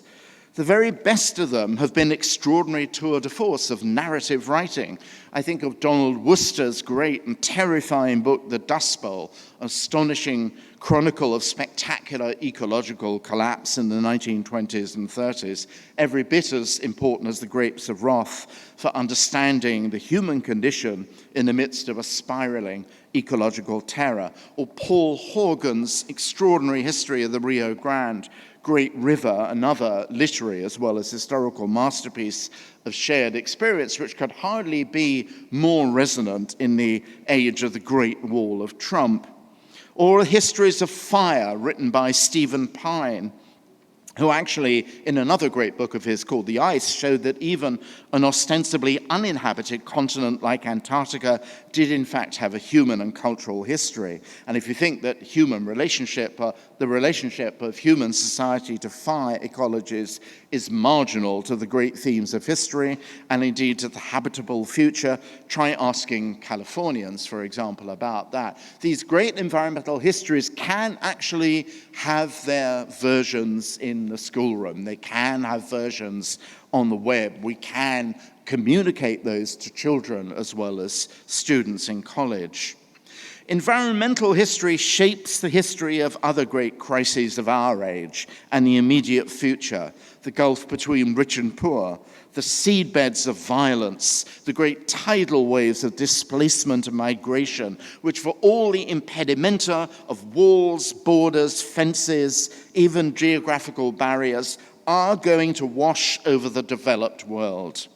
For example, a history of the river basins of some of the more embattled areas of this region of the Middle East, the Upper Jordan Valley and the Upper Euphrates watershed, reveals the fact that the degradation of that particular ecosystem in northern Israel, in Syria, in northern Jordan, made an ancient, extensive kind of farming ultimately unsustainable through a prolonged drought and all through the deliberately diverted runoff of the upper reaches of those river basins over many years and many decades. The result made the migration of young adults, mostly men, absolutely necessary, out, in particular, the Syrian countryside and into towns where there was no work for them. The same sort of thing alluded to by Mohammed and by other speakers on the panel, until the mutually hostile forces of government, military, and the militias came along.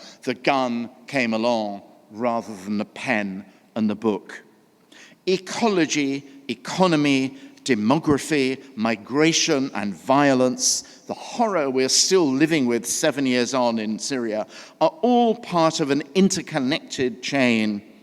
And what's needed here, as in many other places around the world, is exactly the kind of historical narrative that tells this story and asks those hard questions. History as action, as well as history as reflection. Oddly enough, this was actually the kind of history I grew up with as a young student in the 1960s, the kind known from the journal in which it was published as Annales, Économie, Société, Civilisation. Its father figure, though not its founder, was the great Fernand Braudel, whose work on the Mediterranean basin in the 16th century was our generation's methodological Bible. It began simply with geographical vision, the great expanse of the sea itself, and then, as if airborne, moved slowly, but with a great kind of geophysical lyric style, onto the promontories, archipelagos, and peninsulas, and then to ships slowly making their way windborne to ports and harbors, including ships making their way to harbors like this ancient one. We think of Dubai as having, as a friend of mine said, no history before 1966. Nothing could be less true, of course, the hub of an ancient trading route between Horn of Africa, the Persian Gulf, and India. It was all mesmerizingly beautiful, this kind of history, and it is perfect for television. It's perfect for audio-visual educational communication. It was thick with thought, as well as a kind of scientific poesy. It made our generation of historians geographers too. It gave us a sense that to be an historian was to be somehow a global historian.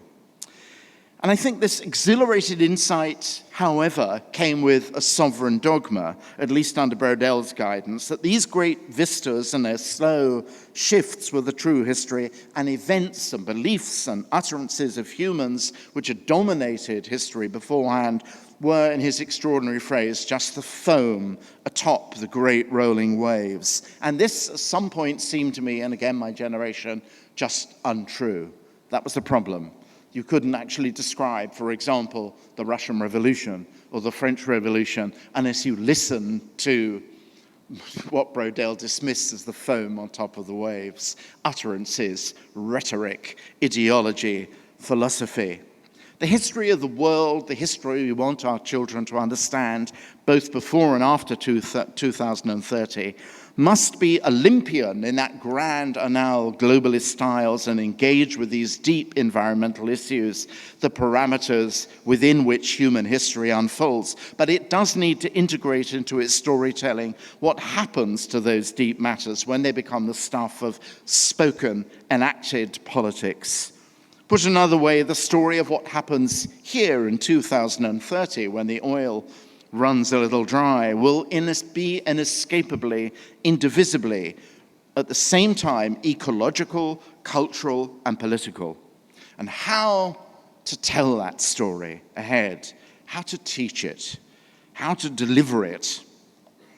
The reports of the death of the physical book, I'm very happy to say as a writer, have been exaggerated. I don't think effective history in the visionary way I've tried to delineate it, something connects the ancient Greeks with our school with our graduates of 230 can just afford to stay within printed pages. The collapse of broadcast monopolies, their digital splintering into a myriad of communication platforms, of video, audio, even augmented and virtual realities, as well as the potential, at the moment, even chaotic potential of the web, does indeed offer countless creative ways to bring past and future together. This might seem like pedagogic heresy, but in fact, I think embracing it will absolutely be a necessity, and it can happen without, I believe, any gross adulteration of the complexity of questions or the spellbinding grip of story. It's a commonplace we're going through the next fourth technological revolution. There'll be as many and as fierce battles, both over content and delivery, as anything that George Orwell had imagined. To think of history as there at the heart of those battles, in the cockpit, might seem improbable, like parchment landing in Silicon Valley. But while history's cast of characters are the dead, its creative energies, as long as we believe not just in the efficacy, but the free creative spirit of our children, are vitally alive. As much as technology or biology, it's the understanding of the past, which I deeply believe to be a vital enabler of a humane future. Thank you very much.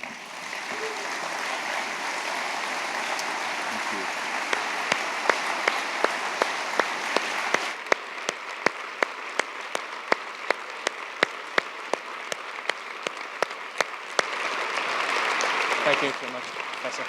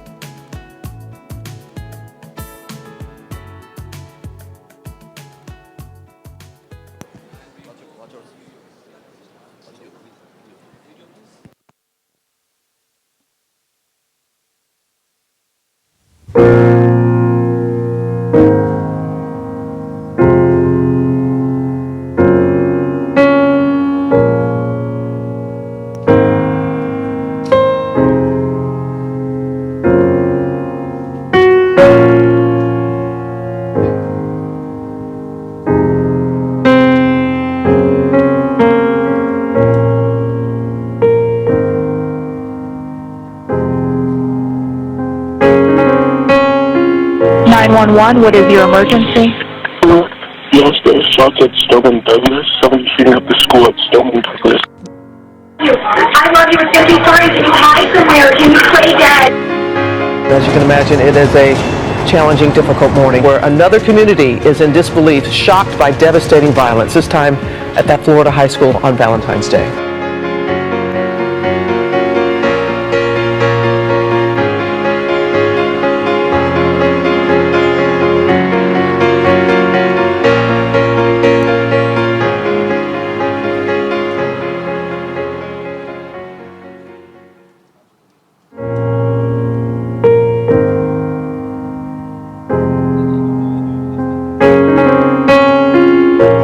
On the outcry that has grown out of last week's violence, we turn to two students from the Florida high school where the attack occurred. Susanna Barna is a 17-year-old senior who writes for the school newspaper.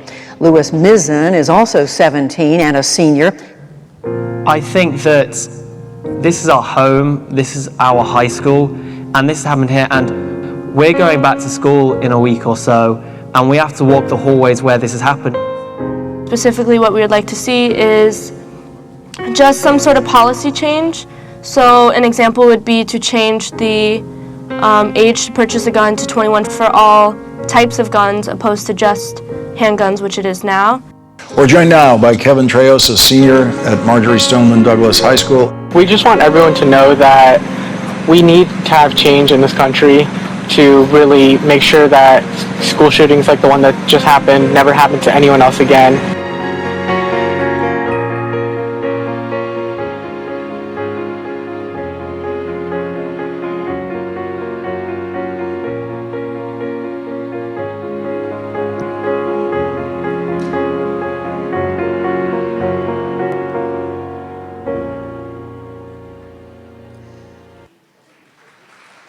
Ladies and gentlemen, please welcome Trustee of the Varkey Foundation, Ms. Vijita Patel.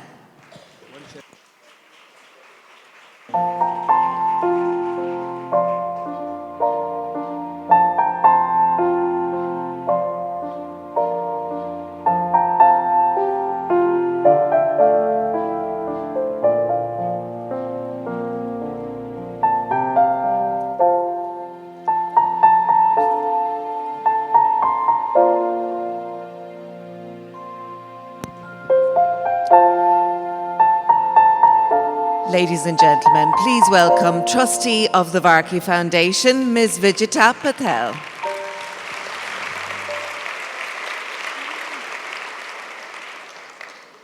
Your Excellencies, ladies and gentlemen, in 1999, 2 teenagers went on a shooting spree in Columbine High School in Colorado, killing 12 students, 1 teacher, and wounding 20 others. It was the worst school shooting in American history at that time, and a national debate started around the priority and issues with gun violence. In December 1994, a young person went through a similar situation and shot 20 young children aged only 6 and 7 years old, and also shot 6 adults in Sandy Hook Elementary School in Connecticut. Another debate started. The issue of school safety was discussed. A president was even left in tears, but still no change. Last month, a teenager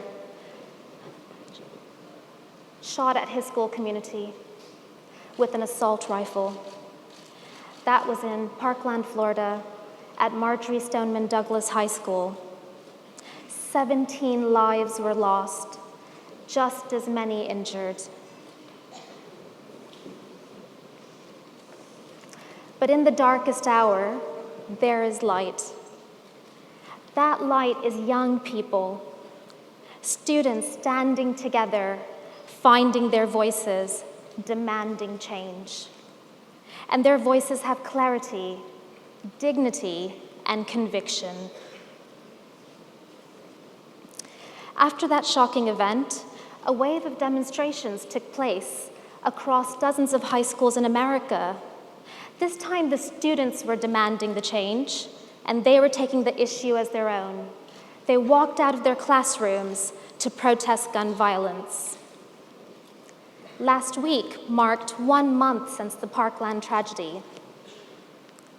Through social media, 3,000 schools across America saw students walk out of their classrooms with unity and a mission to challenge this issue and to raise a lens on gun violence and school safety. On 24th of March, exactly 1 week from today, almost 500,000 people will descend on Washington, D.C., coming together and united in a mission to protest gun violence. There is a very powerful and raw power about this movement, and most fundamental is that it is led by the students. Your Excellencies, ladies and gentlemen, 3 students from Marjorie Stoneman Douglas High School have flown all the way from Florida to join us here at the forum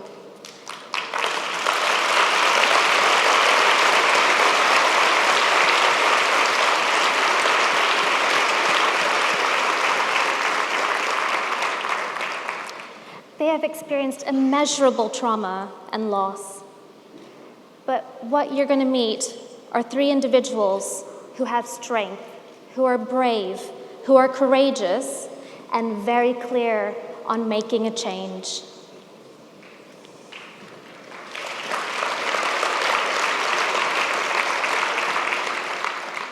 They are inspirational agents of change. They're passionate about making this change and owning their future. Please stand up and give a very warm GESF welcome to Louis Mizzen,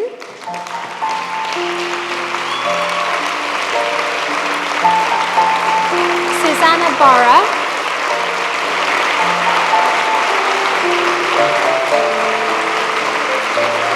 and Kevin Trejos.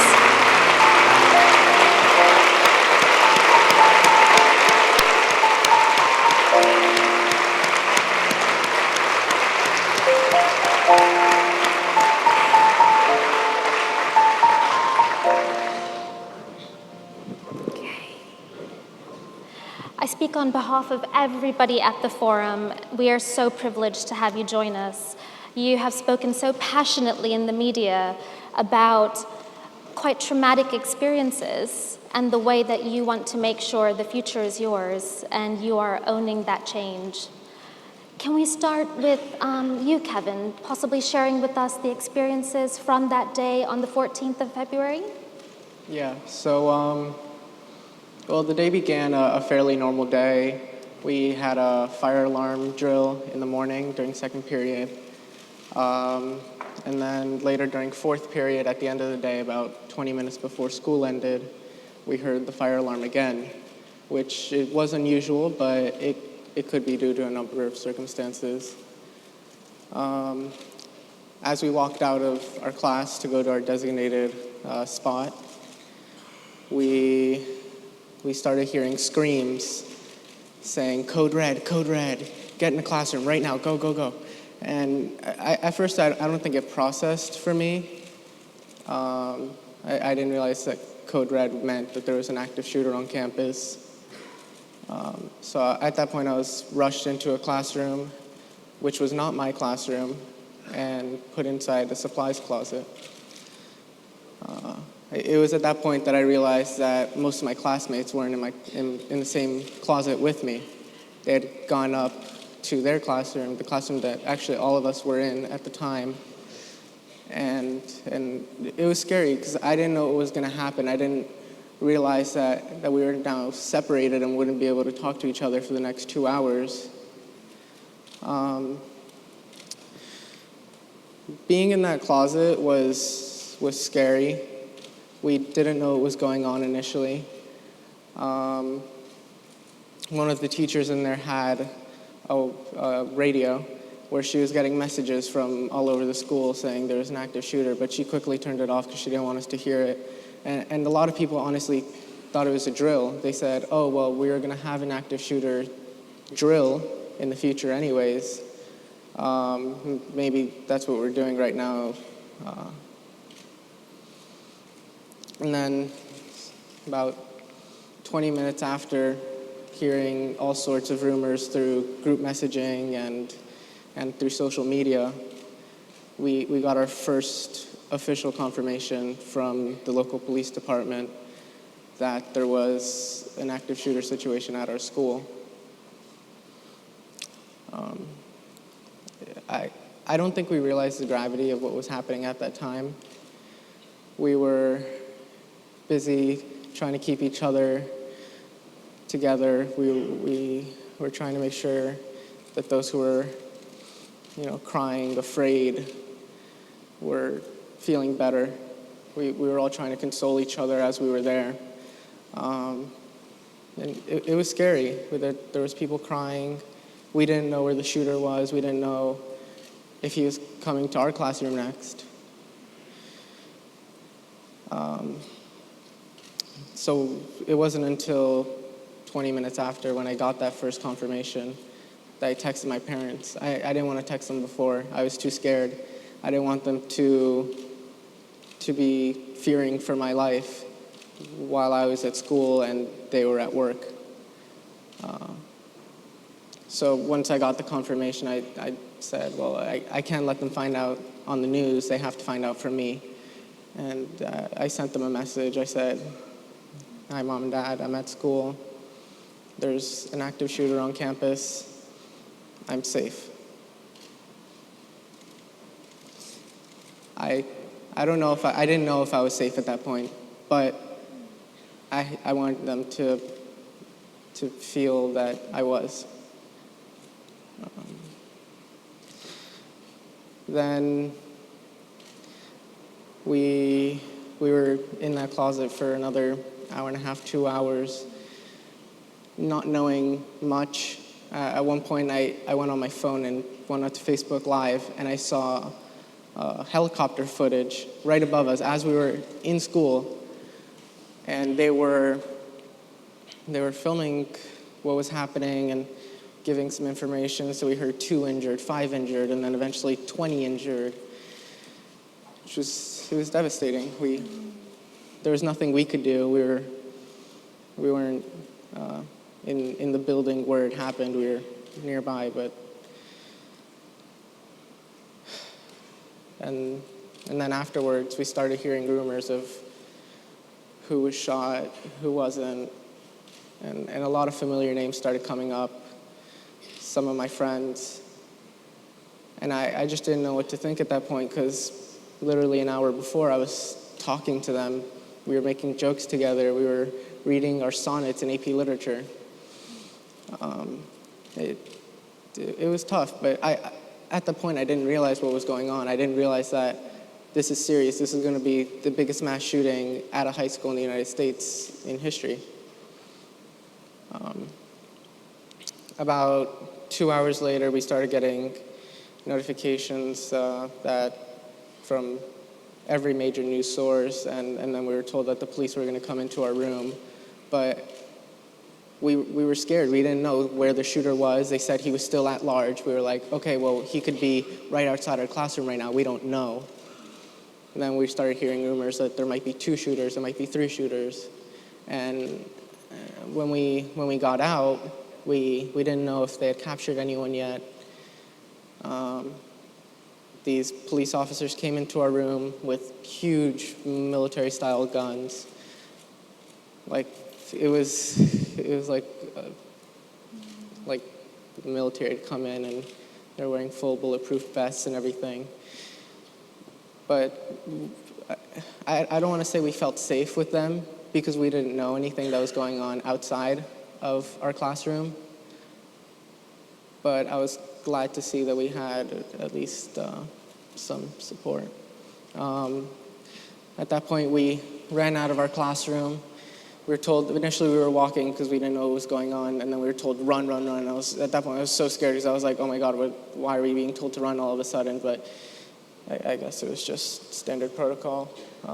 As I walked out into the clearing, I saw hundreds of police officers, the FBI, the SWAT team, everyone with huge guns ready to attack any potential suspect.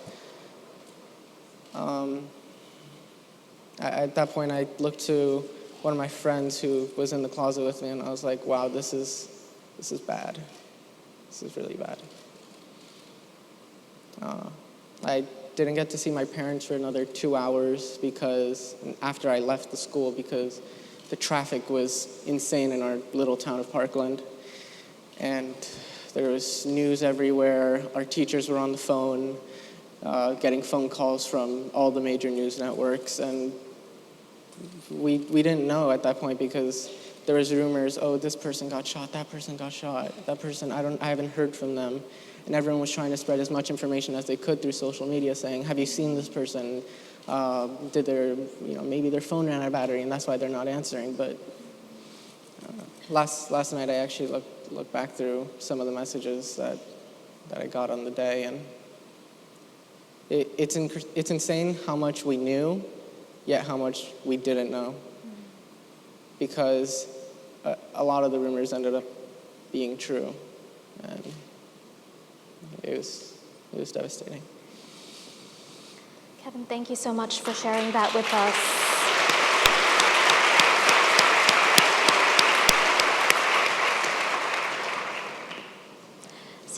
Could you share with us what it felt like inside and outside of school following the attack?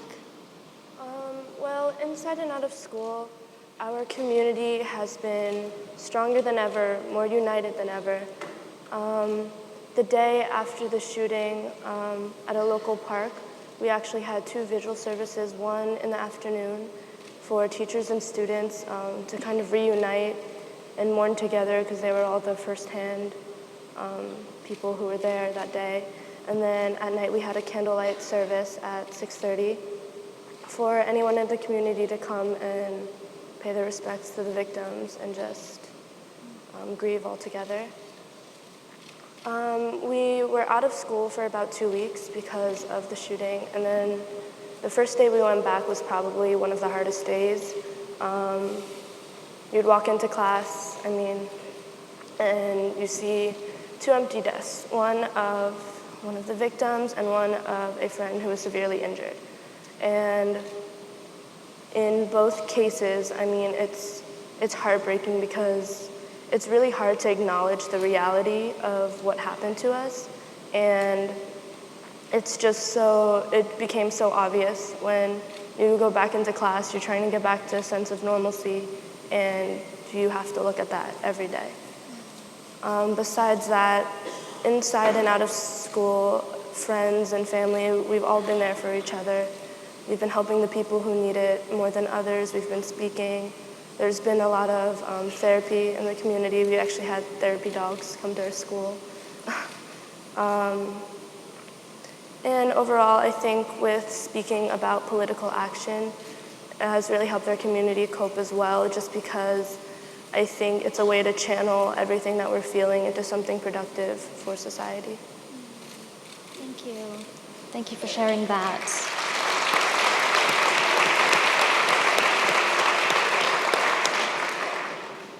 And Lewis, I know that you have a very unique experience because you're originally from Coventry in England and moved to Parkland 3 years ago. Do you want to share with us that perspective you have on being in a classroom where you've got to worry about guns? Well, obviously, I grew up in England, and in English schools, the worst thing you can prepare for is that culinary is set something on fire. So, and it happens a lot, believe me.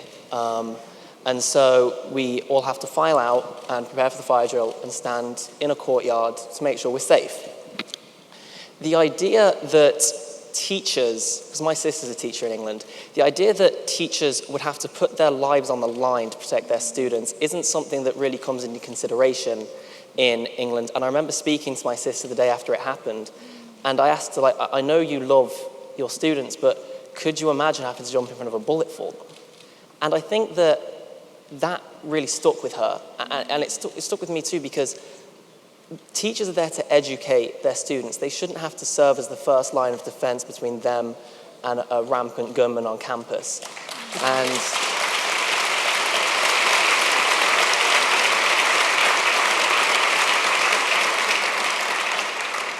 And it's the idea that we have to actively prepare for them, the idea that there is protocol in place to make sure that kids are protected when it happens, not to prevent it from happening, but to mitigate the damages of when it does, it's something that shouldn't ever happen. It's something that needs to be stopped. And these shootings have gone down as statistics now. There are statistic generators for these things. That needs to stop. We need to stop being desensitized to it. We need to start looking to, stop it before it happens. Don't prepare for when it does. And that's, my take on it. Thank you.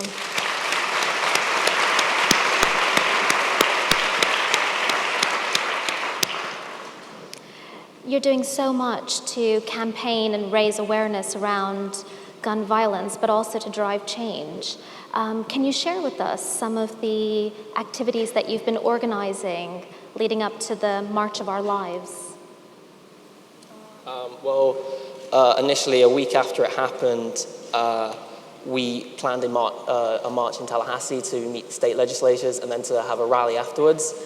And that was good because obviously in the United States, there's multiple levels of government, and so first wanted to change the state legislature, and so we met with a number of senators and House representatives there, and that was quickly followed by a CNN town hall back in Parkland the very same day, where we met with our senators and our representative at a federal level. And we spoke with them about a variety of issues, and thankfully, since it's happened, there has been a bill passed in the state of Florida. The NRA are now suing the state of Florida for passing it, but it has been passed, and hopefully a legal defense will protect it. But one of the things they said that stuck with me when we were up there was that more had happened in 1 week than had happened in 2 decades in gun control. And that was because of my classmates, and I think that's phenomenal.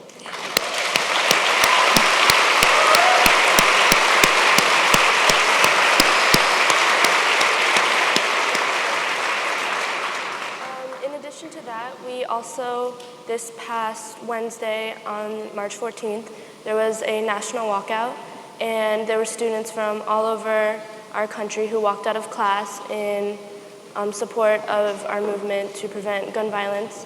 And it was just amazing to see the amount of support that we have across the country from everyone and anyone. It's incredible. And in addition to that, we've also, leading up to the march, we've been speaking and we've been calling and writing letters and emailing our representatives at the local, state, and federal levels as well. Fantastic. I think we realized that after the shooting, once we had some days to grieve and comfort each other, that we still had the media here. There were still, every single major news agency was still there looking for something to happen and see how we were recovering. But we took the opportunity to say, hey, look, we have the microphones right here. Let's go do something. Let's say something that will create change for the future. And luckily, some of our classmates went out, found the microphones, and spoke for what they believe in. And they spoke for a lot of values that we agree with, some of which we don't. We're all different people. But we all have the same message that we need to improve school safety, and we need to fix the gun issue in the United States. So I think when we have the opportunity to speak, as many people here do, we should use that opportunity and use our voices to fight for what's right.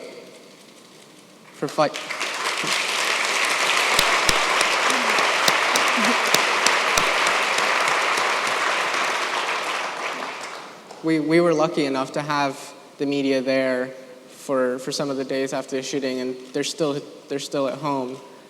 But you guys have the media every single day. You can change the world with anything you say, and that's one of my callings to everyone here. Use your voice and speak for what's right.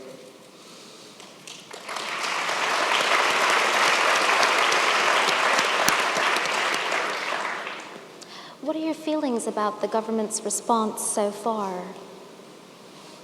Well, I mean, the United States government is slow. Everything takes a long time to go through Congress and a couple months long process. In its defense, it was designed that way. It was supposed to take time to pass these things, but when you have so much infighting among the country and the political divides are that deep, it makes it difficult to talk with each other about basic issues. And so the idea of passing something as controversial as, gun reform, it's virtually impossible. But as Lewis mentioned earlier, in general, our state legislature has passed a bill called the Marjory Stoneman Douglas High School Public Safety Act. It was dedicated to everything that we've been doing, and I think that shows that we are making a difference in terms of legislation and in terms of policy, but it's a slow process, especially at the national level. And that was only because they had a deadline, because the state government closes after like a 2-month session, and the deadline was very soon after what happened and after we went to Tallahassee to speak to our state legislators.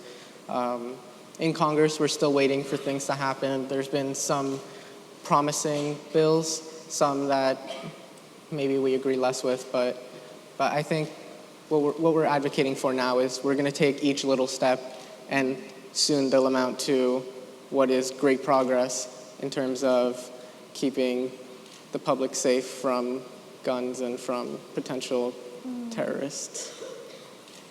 And what would be one of your most sort of priority achievements from all of this campaigning and work?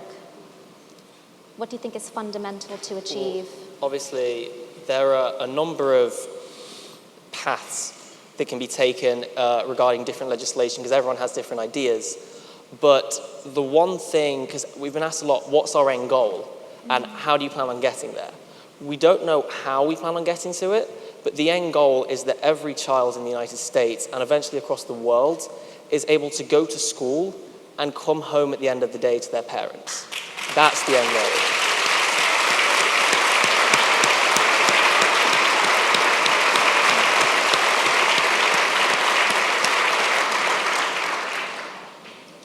I mean, I think that really sums up what we're trying to do, because in terms of specifics, like Kevin said and Lewis, we're taking the small steps as they come, and we want to have progress, but we also know that it takes time. And I think that we don't have something set in mind for an end goal, but we know that we're not going to stop until the public and schools are safe in general.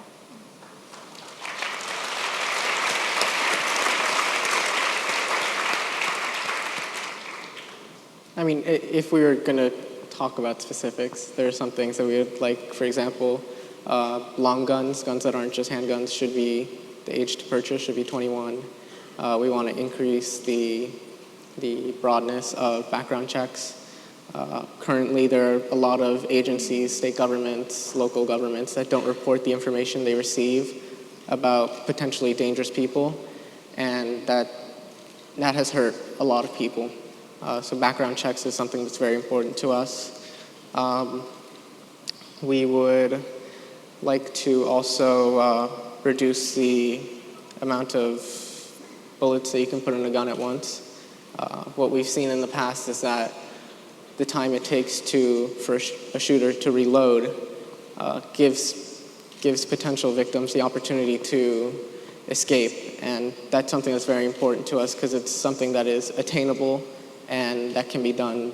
And especially with that as well, in the time it takes to reload, it also, in our case, the shooter's gun actually jammed as he was reloading, so it also gives more time for error, and something, unfortunately, it doesn't prevent what would have happened, but it would help minimize the damage that it would cause.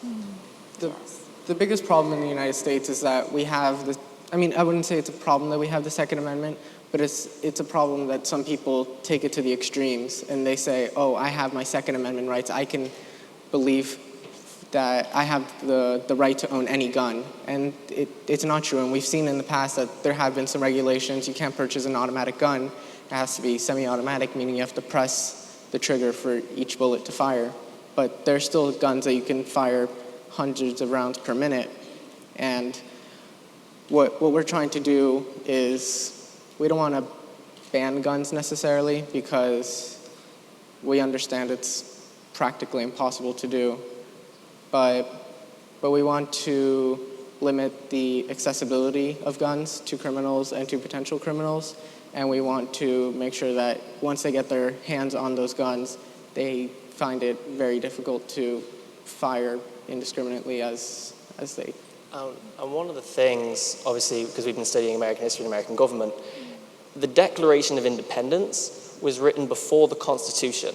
And the Declaration of Independence guarantees every person on American soil the right to life, liberty, and the pursuit of happiness. The idea that an amendment added over 10 years later has the capacity to reverse those rights means that something needs to change about it. And so, hopefully we can bring about that change.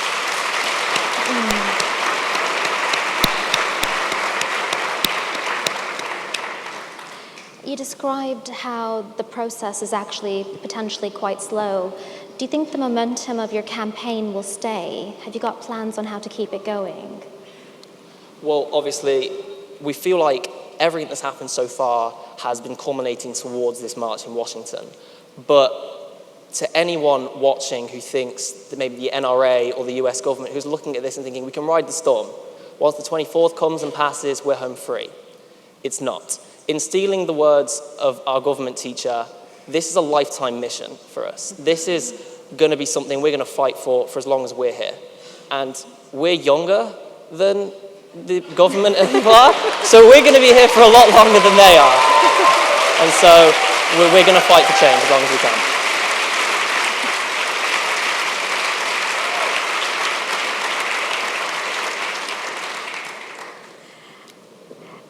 Do you think there's anything that we can do to help you with that campaign? In this audience, you have got a range of teachers, school leaders, ministers, politicians. You've got education and business and philanthropical leaders as well. What can we do to support your aims? I think one of the most important things that can be done in general is to support the youth, support their voices if they're trying to speak out, give them the platform to speak, and give them the opportunity to advocate for a cause that they're passionate about, even if it's not specifically our cause. It's important just for the older generations in general and people who have the power, even social media or like in any type of way in terms of business. But it's just really important that if a student wants to speak out, that they have the ability to, and that they can make a difference if they so choose. And one of the things that was mentioned in one of these earlier discussions was about being a global citizen. And I think that the support we've had from around the world has shown that the future isn't as pessimistic as some people like to play it out to be. The idea that people from around the world are coming together to support us shows that we are going to be global citizens of the future. And I hope it continues, and I hope everyone in here, you look at your youth, because we're all human and we're all on this planet, and going into the future, we have to stand together. And the support that you and your youth have shown us shows that. And it's optimistic of a future where we can work together, where we can put aside our differences and work towards making, Earth a better place for everyone, whether it be laws or education or peace. We can work together, and people need to realize that, and that needs to be fostered in the youth of today and continued into the leaders of tomorrow.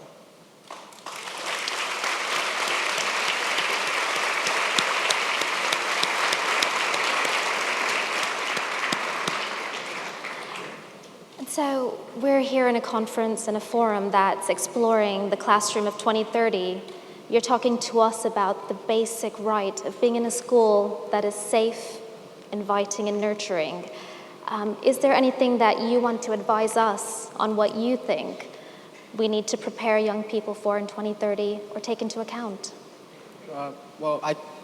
At least in our school and in our community, we're very encouraged to take leadership positions in schools, become the president of a club, become a president of an honor society, and show leadership among your peers on a small scale.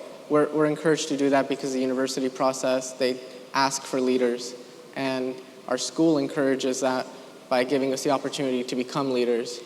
So I think to everyone, I would say that encourage your students to become leaders, even in a small sense. They could be the president of a 5-person club. They can start a movement, even if it's a small movement within their school. I mean, we've seen hundreds of students from across the country start their own marches, start their own organizations to help end gun violence. And I ask everyone to give students those opportunities, give them the opportunity to go and speak out within the community, and you'll see that in the future that leadership from early on will transfer into the future.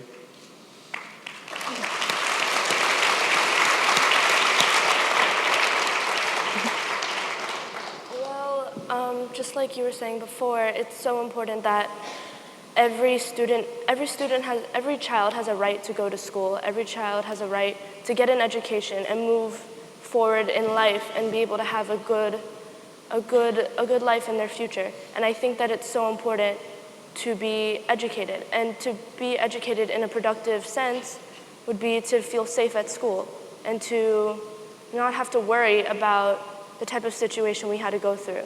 No child should ever have to go through what we did, no person in general. But it is so important that even though we're talking about artificial intelligence and a ton of technology and innovation, I think that's so important. But at the same time, we need to cover the basics first. We need to make sure that our schools are safe.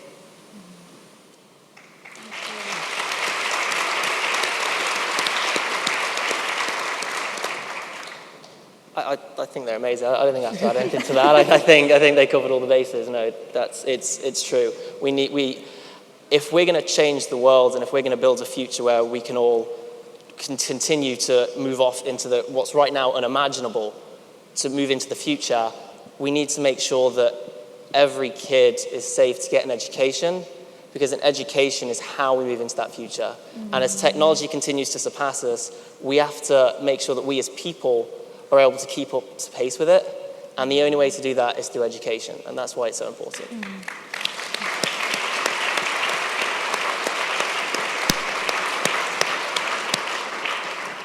Thank you so much for joining us today. It's an absolute privilege to hear your reflections. You are remarkable young people. You're change makers. You are defining the future.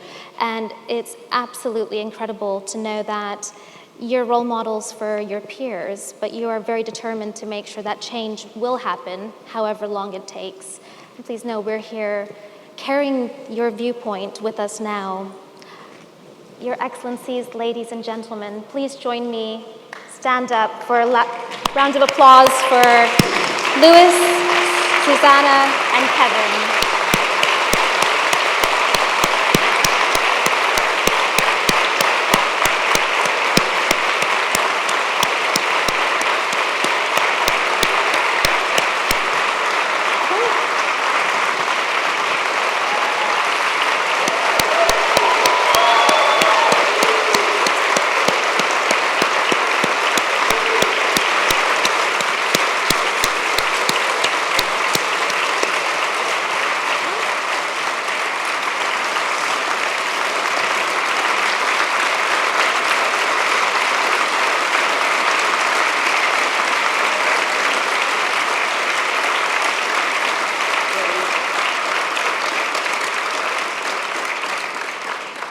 Please stay standing and join us as we pay our respects with a moment of silence to the 17 students and teachers that tragically lost their lives on the 14th of February, 2018 in Parkland, Florida.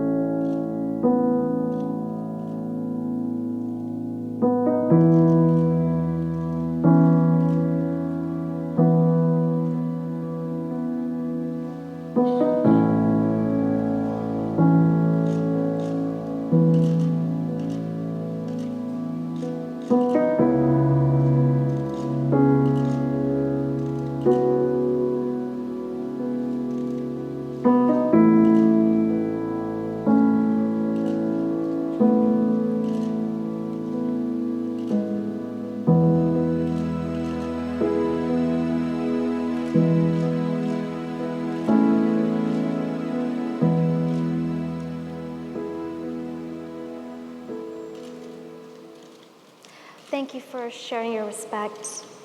And thank you again to Louis, Susanna, and Kevin.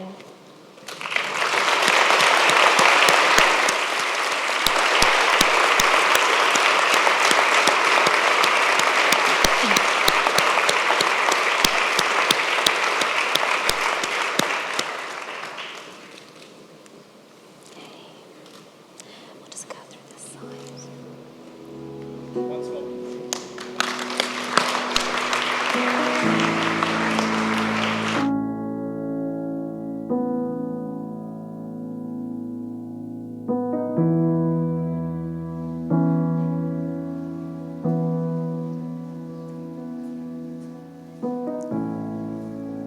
Ladies and gentlemen, our sessions now commence. Thank you so much.